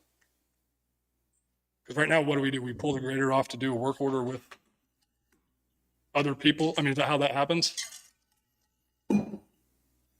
I'm not sure. You're talking about pulling a grader off to do a We work. stop the grader from maintaining the road and go to clean ditches up. I don't think that we're pulling them to do ditches unless there is a specific issue that I'm unaware of. I'm thinking they're doing the roadways, from what I've been told. They're doing the roadways and we're doing ditching projects now. If they use like Centerville, and I'm trying to look at the map in my head, I think it's 1650 off of 1077 going west. We had a property owner come in and they were doing dirt work at the same time. They didn't want to get in the county right away. They asked us about straightening out our ditch line, and Mike went up and not only was able to help straighten out the ditch line with the grader, but then spoke to the property owner and said, look, I've gone 1 or 2 passes and straightened this out as best I can. I can't put this machine next to your pond without doing damage. And the owner immediately said, I'm okay with cleaning out what you've done to finish this project so that you don't damage this further. So yes, I believe we're using in different areas when it's applicable or more feasible, that grader to move large amounts of dirt. But I don't think we're doing ditch projects just with a grader. And especially in the North Shop, because as you remember, when we went out and looked at that Evergy project, you're talking about something that was obviously done a 5-foot section at a time. I mean, I could see the bucket marks on it. We do have one position that we still are down, and it's an employee out on medical. When that position's resolved, I would highly recommend, and if you have someone else doing the operations, I would respect their input. But I would highly recommend if you get that one person or that position back after they're done with medical, that we move them over to the Pleasant shop. If you're looking to improve their operational ability and capabilities, I would think that we could move that position over there. I don't know what they need because we got an argument. I mean, that's what I wanted to utilize budget for. And we don't do that at all. We don't know what our rock budget is. I mean, we don't have a plan. Kevin came in with a 70-page plan. That's a plan. I appreciate it, Kevin. I know I wasn't here, but I watched it. I listened actually, but I mean, that was the first time that I heard that they needed a skid steer and they weren't doing anything for the plan that we had put in place, right? I mean, that's the first time you'd heard about it, Jim, isn't it? Jason, I think you were gone. I don't know if you were here. I can't remember, and we still haven't done nothing about it. And I can't give anybody an answer when they call me, and I look. Well, I know we discussed the skid steer and other purchases when we turned in the 3 to 5 year equipment plan. I understand that. And what I'm saying is between you and I and our concept, you're wanting this all during budget, and instead of taking bites at an equipment plan 3 months ago or 6 months ago and then a budget here. I understand the concept that you're talking about, but we're trying to finish these things as we can. When we talk about splitting up these job duties and assignments, and making it more proficient, putting somebody to task for the daily operations, and then the other person giving you what you're asking for instead of trying to tell you what they don't know about happening. I completely understand what you're saying, and I'm not disagreeing or arguing with you. I'm only trying to explain the difficulties of what you're asking me versus what I actually do every day and try to manage. Trust me. That's where we're. I'm not getting at that's where we're crossing. But I'm not getting at you, Sean. I know. I mean, no. You and I've had multiple conversations about your list of duties, and and I completely understand what you're trying to get to. I'm just trying to help you get there. Board with buying a brand new skid steer when we just bought 2 brand new excavators that I see sitting in the shops all the time, and we're on a 5-year plan. The 5 years isn't up. We can still make this happen. I just don't. It's just not making sense in my head, so I can't get on board with purchasing $100,000 piece of equipment that I don't know if it's going to be utilized correctly because we don't have a plan. And that's just where I'm. Why we need the. You got a good plan up there. I love it. That's where we need the plan that we're putting in place with Model 2. Right. Okay. And I would completely agree. That the direction you're taking or the path that you're taking is going to get you a lot closer to what you're looking for, because you're talking about daily operations and accountability for those operations, boots on the ground, versus emails, communications, phone calls with other agencies, bids and contractual and things that keep me away from those operations. I mean, I can't answer a lot of these questions because I'm not there for that daily operation. So I'm just still confused on what our plan is on it. Well, my plan to answer some of your questions, one, I've taken notes on what you brought to my attention, and I'll go reach out and get those answers. And my second one is going to be, because I'll tell you where I'm at with the senior center here in a little bit. I see just a little bit of time freeing up for me this week because of that, and a little bit of time of me being over in the Pleasanton area finishing up on that.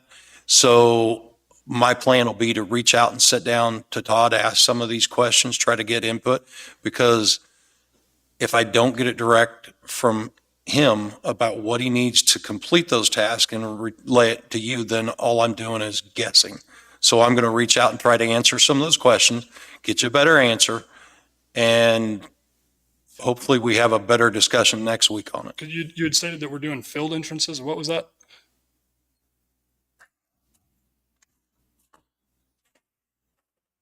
Pleasanton did mowers and blades running all week, assisted in ditching on 1000 Road, and the boom mower that went down, Todd put it, South Shop South Shop. was where you said the field entrance, I believe.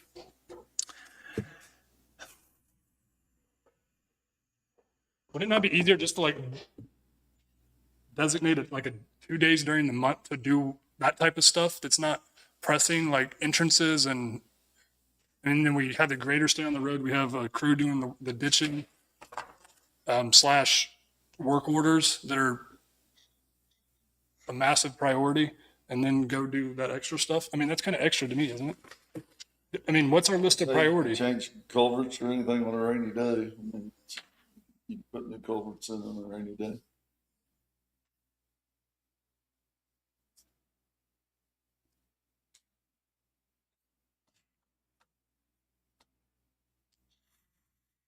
I'm not seeing anything on field entrance on any of them.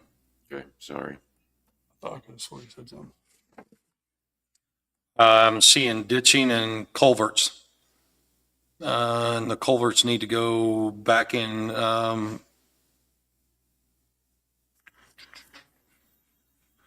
drainage changes and, road work with Mike on 1525, and that's this week.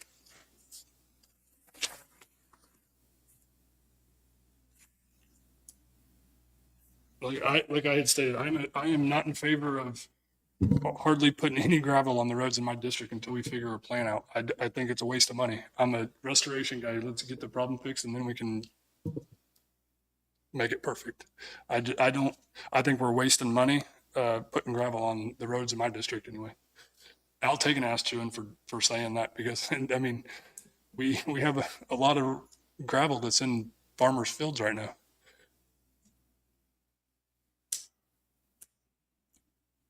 And we don't have no plan for it. I was telling them to keep the gravel put on their driveway, but I mean, I just don't see the point of putting the gravel on the road. It's not fixed. This road looks good. I did not go out to 1000 and take photographs of those ditching projects. And I can, but quite frankly, Jesse's very good about sending me photos of everything. So I'll reach out to the other foremen, see if they can, when they do those, if they can push them out to me.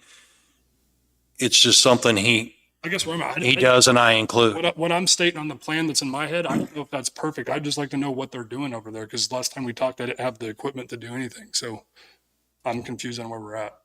I mean, I don't know if the way that I keep stating is the right way. I have no clue. But I don't know where we're at any other way either. So Well, let me reach out and get you a better direction and what his recommendations are and what he's currently doing and what he needs to accomplish what you're asking for. Along with that, while we're talking about Todd and that shop, within the next week or so, when I start looking at this chip and seal and the RFP on that, we've got approximately 200 miles of hard surface roadway.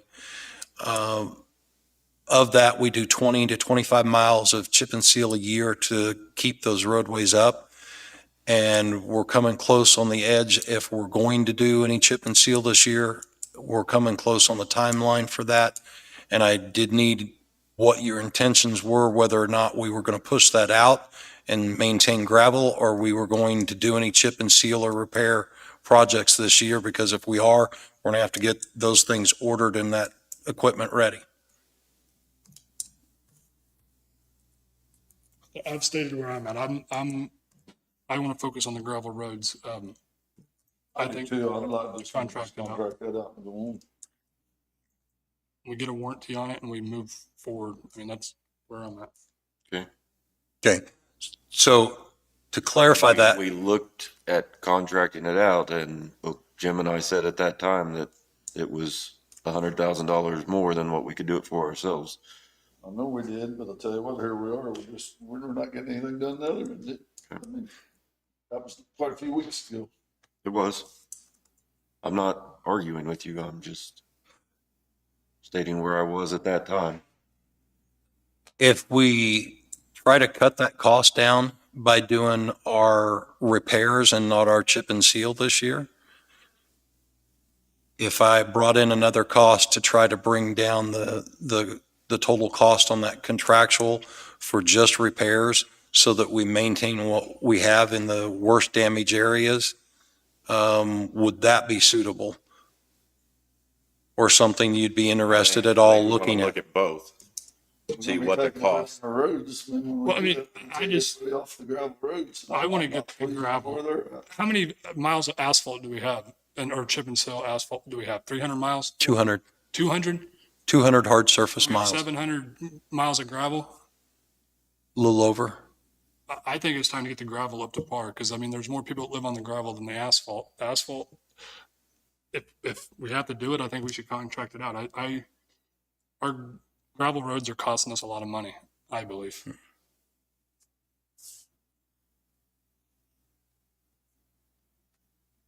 Thoughts? Concerns? Get the numbers.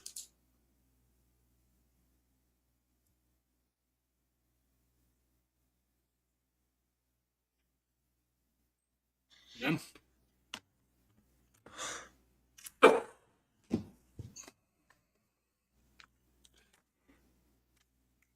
I just feel like we've put so much time and effort in on this, and it's over the camera. Everybody knows about it. I get so many phone calls a day. Just let me know what's not happening in my district, and it gets getting old, and I can't even give them a plan of action.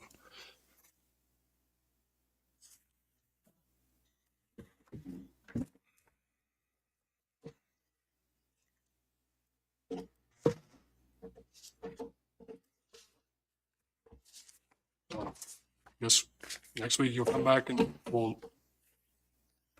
Next week, I'll bring back any requests for equipment and what plan they've been operating under and what ditching and what roadway work has been done specifically in that district or that area. And give you a little more detail in that and what Todd's request is to make that happen the way you're asking for it to happen. What he tells me he needs to accomplish it. And you had stated that the skid steer, we can't pull it because we don't have a truck for it. Why can't we not pull it with the county truck? I'm sorry? Like skid steer, you said we couldn't pull it because of something happened to, Our 350 in the south shop, it's having issues pulling, so they're putting the hitch in a 250 and continuing to pull it. They're just switching out a hitch. We're not wanting to do any more damage to the 350. We've got some rear end parts we're going to put in it. We'll have it back up and going, but to keep the equipment moving, we're just putting a hitch in another truck. So. Next thing I had for you, had a detailed discussion in this, I'm sorry, under transfer or landfill. I talked to Tony Malini with Terracon. Okay. As you remember, he's doing our cell expansion. We've got the permit. He did the conceptual design, and I reached out to him and I said, hey, we're in the planning stages of this budget process for what we're going to need for a tipping floor and what we're going to need for this cell expansion. So I need some rough numbers from you. For the construction engineering and the CQE, along with the surveying, construction engineering roughly 10, CQE another 10, and surveying at 5, you're looking about 25,000 to get through the engineering and the surveying in order to complete this project. And that's going to be building the specs for the RFP and bid process for us. He's telling me he can come in within a couple of weeks and have this put to paper, but I wanted to get you some numbers out so you could consider them as we go along in this process between it and the tipping floor. The construction, he can't give us a good number until all the numbers are in as far as how much earth is going to be moved. But he anticipates we should budget our plan for $150,000 to $200,000 if we contracted this out. So total, you're looking at about 225 is what I'd plan for. If I were you, because you're gonna have to forgive my art. Your cell expansion is back here, your entrance is down here, your scale house sits here.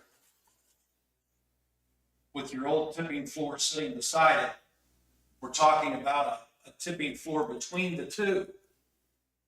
You're gonna have to plan water drainage and roadways and things based off of this area first, along with the vertical expansion. There has to be drainage off of this that will affect this project and the roadway used to get to it. So if you're going to use ARPA funding for part of this project, I got with Jessica today, ARPA is slotted and already laid out for the landfill. Doesn't matter whether you use it for this project or you use it for the tipping floor. The gap is going to be if you use it for this project and we get this done by spring, now we know what we need for the tipping floor, and that's where we pull our capital equipment to help with the cost of the walking floor trailers and the other costs to implement that plan. And we pull our capital improvement money and plan to budget that project to its completion. This project is the first step of those two, and we need to have the money. But that's not going to take all of our ARPA funds. It is not going to take all of it. And you're also Got going to have them allocated by January 1st. allocated for the landfill and spent in by 2028. We don't have to allocate it We just have to say we're spending it on the landfill. solid waste and these projects. What I'm being told is we don't have to say this is survey money, this is contractor money, this is tipping floor money, this is walking floor. This is a landfill project and we'll spend it by the time. My recommendation to you is to plan to use that to finish this project. That way we know at the end of this project immediately how much capital equipment from the landfill we need to buy the walking floor trailers, the backhoe that we're going to have to push this material down with. Any equipment can come out of there to help defer some of the And isn't Claw needs. Valley working on getting that to us right now? Haven't we already given them the go-ahead? Yes, they are working on that project and the engineering of that tipping floor. I expect the first to be done and ready for funding and bidding to be the cell expansion. Okay. I mean, we were talking about having that stuff so that it could go out to bid in November. Yeah. And if you go out to bid in November without the drainage plans, I'm not for sure how the person or contractor would bid it, not knowing what's above it and what's going to push water down to it. I'm just saying, you're right. Both of them are going to be on top of each other. But as far as what I'm being told from the engineering aspect of this, it makes sense that we take these numbers, plug them in, and use them to project this part of the project and what we're going to need for the second half of the project when we get that from Call Valley. And it's going to be a foot race, one right after the other. I don't know until we sit down and do the numbers after Call Valley gives them to us, whether or not we're going to have to pull from not only ARPA, capital equipment, capital projects, but whether we're going to have to go back and reach into the well to finish out these two projects. Right. But they will be on top of each other. I just believe this one, when it's ready and it's designed, we need to have the money to complete it because it may affect or have some effect on the roadway and the tipping floor and the ground below it. Because the construction of that lowered parking area below that may be affected greatly by some of the drainage and So other are things above. Tony and Call Valley talking? Once Tony comes in to bring you in the next couple of weeks the construction design, I would, at that point, be asking him as he completed that to push out anything he gave to us, Okay. also to Call Valley, so that the two are not completely working against each other. Okay.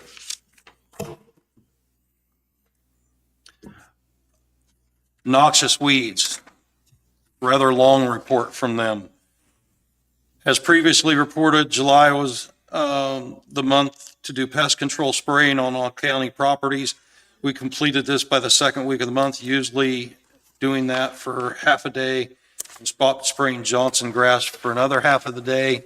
Johnson grass spot spraying has been our main focus in July, as it is prevalent throughout the county. We started in the south part of the county, mainly on paved roads. As we slowly drive the roads, stopping to spot spray the Johnson grass, we've also been spraying the bare ground herbicide on all the culverts, whistles, guardrails, and bridges as we come to them. Also working with road shop foremen to spray culverts, whistles, guardrails, and bridges. Reported to me that they have cleaned up. This will help to prolong the cleanup condition into the next season. As we end July and begin August, we will be moving to the north part of the county and begin the Johnson grass spot spraying there, concentrating first on paved roads and then moving to gravel roads as necessary. Below is a list of roads completed for Johnson grass spot spraying: 200 from 7 to Harkness, Harkness from 200 to 400, 400 from Harkness to 1077, 1077, 400 to 100, Cassida from 31 to 300, 200 from Cassida to 1077, 300 from Thomas to 7 Highway, Ungenhauer from 900 to 125, 125 from Ungenhauer to Thomas, 1000 from Tucker to State Line, 1100 from 7 Highway to State Line, 554 from 7 Highway to 1077, 2100 from 7 to Devlin, Devlin from 21 to 22, 22 from Devlin to Wyandotte. Also still doing a fair amount of cost share vouchers between other duties, and reported totals as of 7/25/24 is $10,488.57 that we paid in cost shares at this point. As you remember, that was budgeted for and approved for 30,000. So we're just over a third of the way through that projected funding.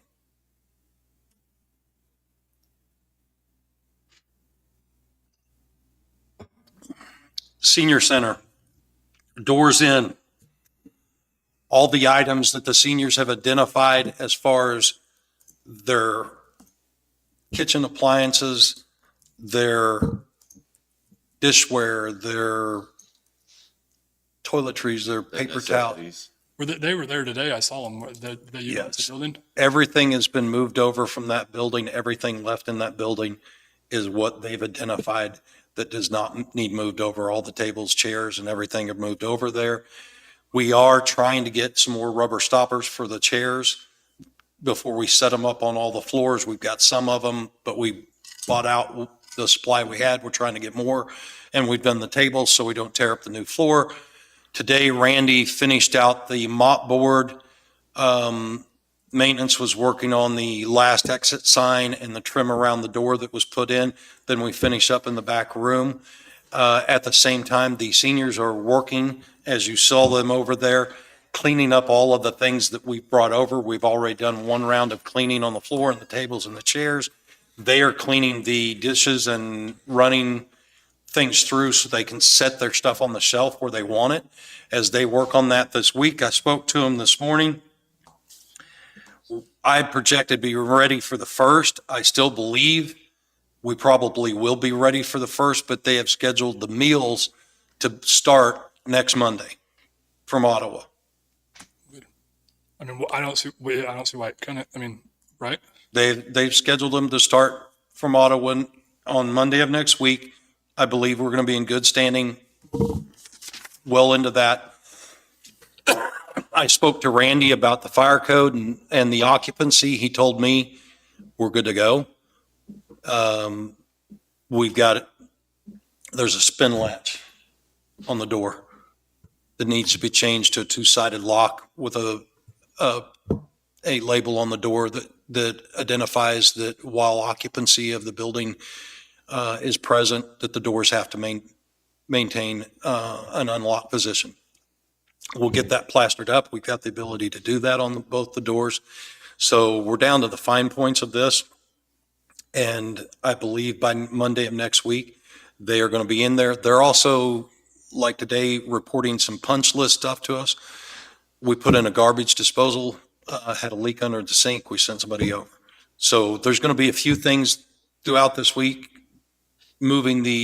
after all the cleaning and stuff's done, getting that roll off out of there, getting up a couple of handicap parking signs that I've got for the north side of that building. We're down to the fine points, but Monday of next week, I fully expect them to be eating there. And after they've settled into the building, they've identified the fact that they would like to open it up and have everybody come over there and have a grand opening to that building. Well, thank you for taking that on. I know that was a massive undertaking, so I know it's been a pain in the butt, but thank you. So I think that we should probably compensate the church too, that they've been using maybe somehow, some way. We've been giving a utility payment to them, but they have gone above and beyond and worked with us I think without question. I think They've been very reasonable to us.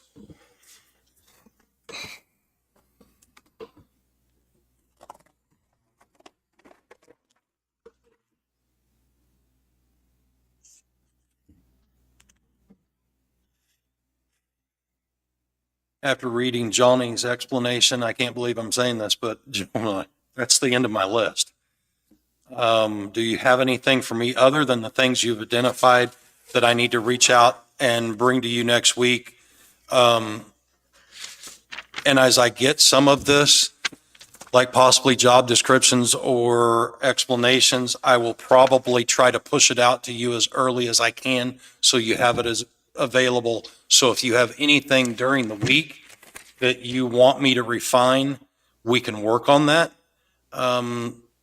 Because again, I think it'll be more productive if I know more about what you need me to bring in so that we can get through something rather than try to work it out in the room without all the details.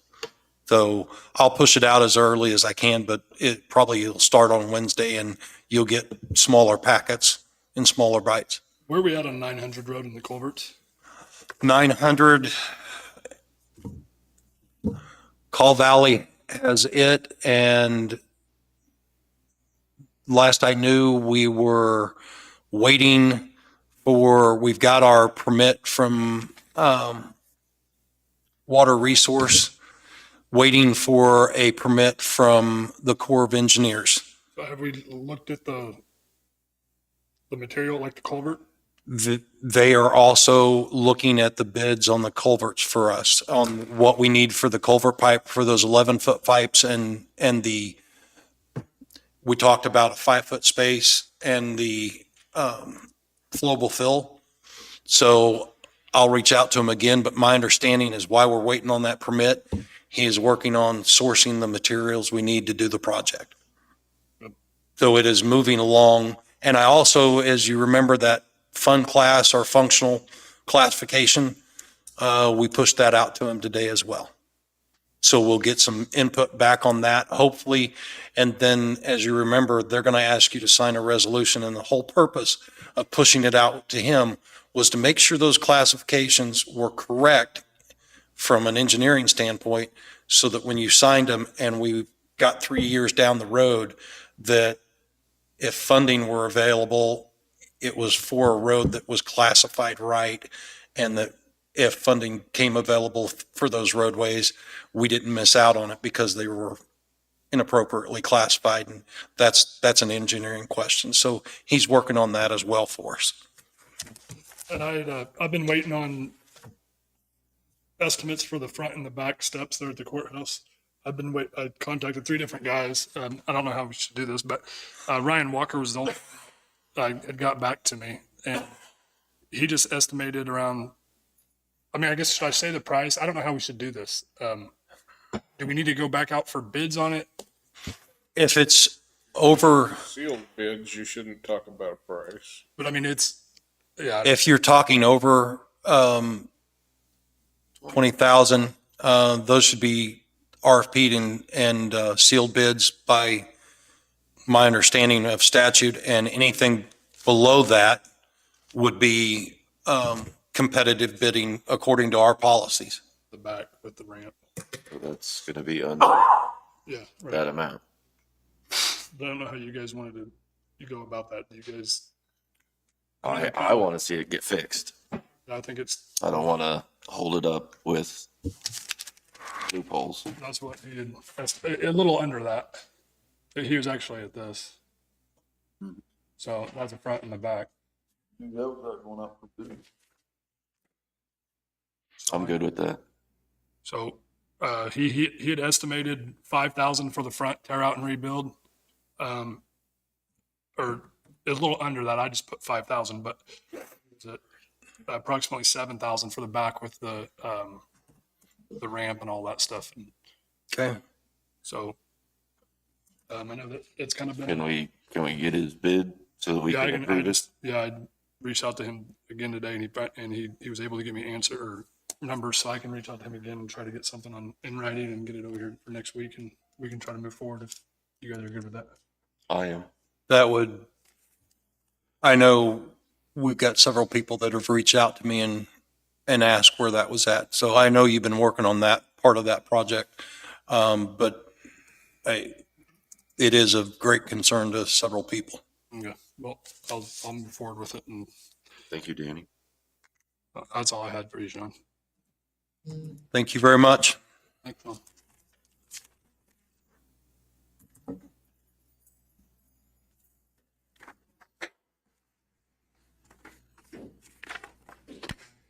Well, looks like we got, I have some questions for you on remaining budgets that need to be done so I can get this stuff wrapped up. Most of them are just things I can work through, but on the budget we've had in for EMS for years that we've always used for training EMTs, we're really not doing that program. However, we talked about using that for other training for emergency services. Randy was interested. Kevin might have a use for some of it at times. Do you want me to just leave that budget pretty much like it's been and have those funds available for some training? It's been a $12,000 budget. I don't have a problem with you guys. I'm Okay. fine. On the contingency budget, I need to add some back into landfill closing, which I know Sean's talked about that. He budgets solid waste. So then we don't use it there in the following year. We just add to contingency, which will bump that one up. The other big part of that one, other than saving some money for things that come up, is that's where we paid stars this year. Is there any decision on what we're going to do with them for the next year? We know what Jay asked for, but you guys didn't make any comments. And I don't necessarily expect you to give me an answer tonight, but think about that for next week. Okay. The counselor budget, you have any idea what kind of hours we're looking at for a year and what I should budget in that? And then the other one I really had question on was mental health. They presented what they wanted, which was back up to what it was before it was cut down for this year, or higher than it was before, I think. Right. You guys didn't take any action, or Did they? They get us the information we'd asked. I've not seen anything else from them. I haven't seen anything else either. But I'm gonna need to know some kind of range to put in that one to wrap this stuff up. Okay, Well, and if we you were guys- wanting to know what money they had spent on hardships. Correct? Right. What other counties? Other counties compared to numbers. Get back with us on it. I've not seen anything from them. So if you guys can think about those things and maybe give me some answers next week, we can try to Okay. get a bunch of this wrapped up. What was his last name? Nathan, is it Nathan? Nathan Fossen, Folsom? I believe. FAWSON.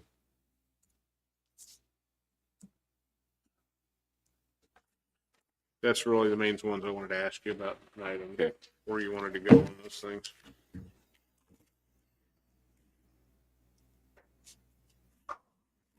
And Stars, their board meeting was on the 22nd, wasn't it? And I totally forgot about, did Jessica go? I don't keep track of her schedule. I can keep track of myself most days.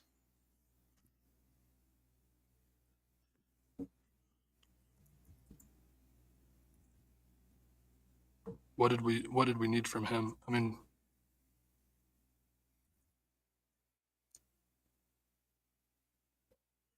anything specific that we wanted him to get us? I can't even remember. Jim, do you recall? For Doug, Financial report, as far as and this reach out to us and what the USDs were going to put into it, right? yeah, and find out what the other schools was putting in. What we was doing on the out-of-state kids and the out-of-county. Well, I can reach out to him and Nathan both if you guys want me to. That'd be fun. If you guys are good with that.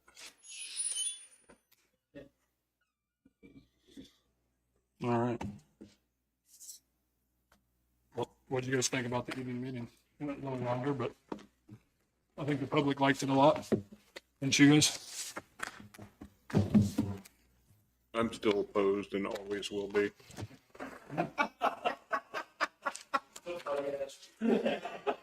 Your vote don't count, David. I know it. I'm working 60 hours a week right now, and now I'm sitting here the whole evening with you guys waiting on you to get done with this meeting. I feel you. And I'm not happy about it. And these are not supposed to be public forums. They're business meetings of the county, unless there's a hearing.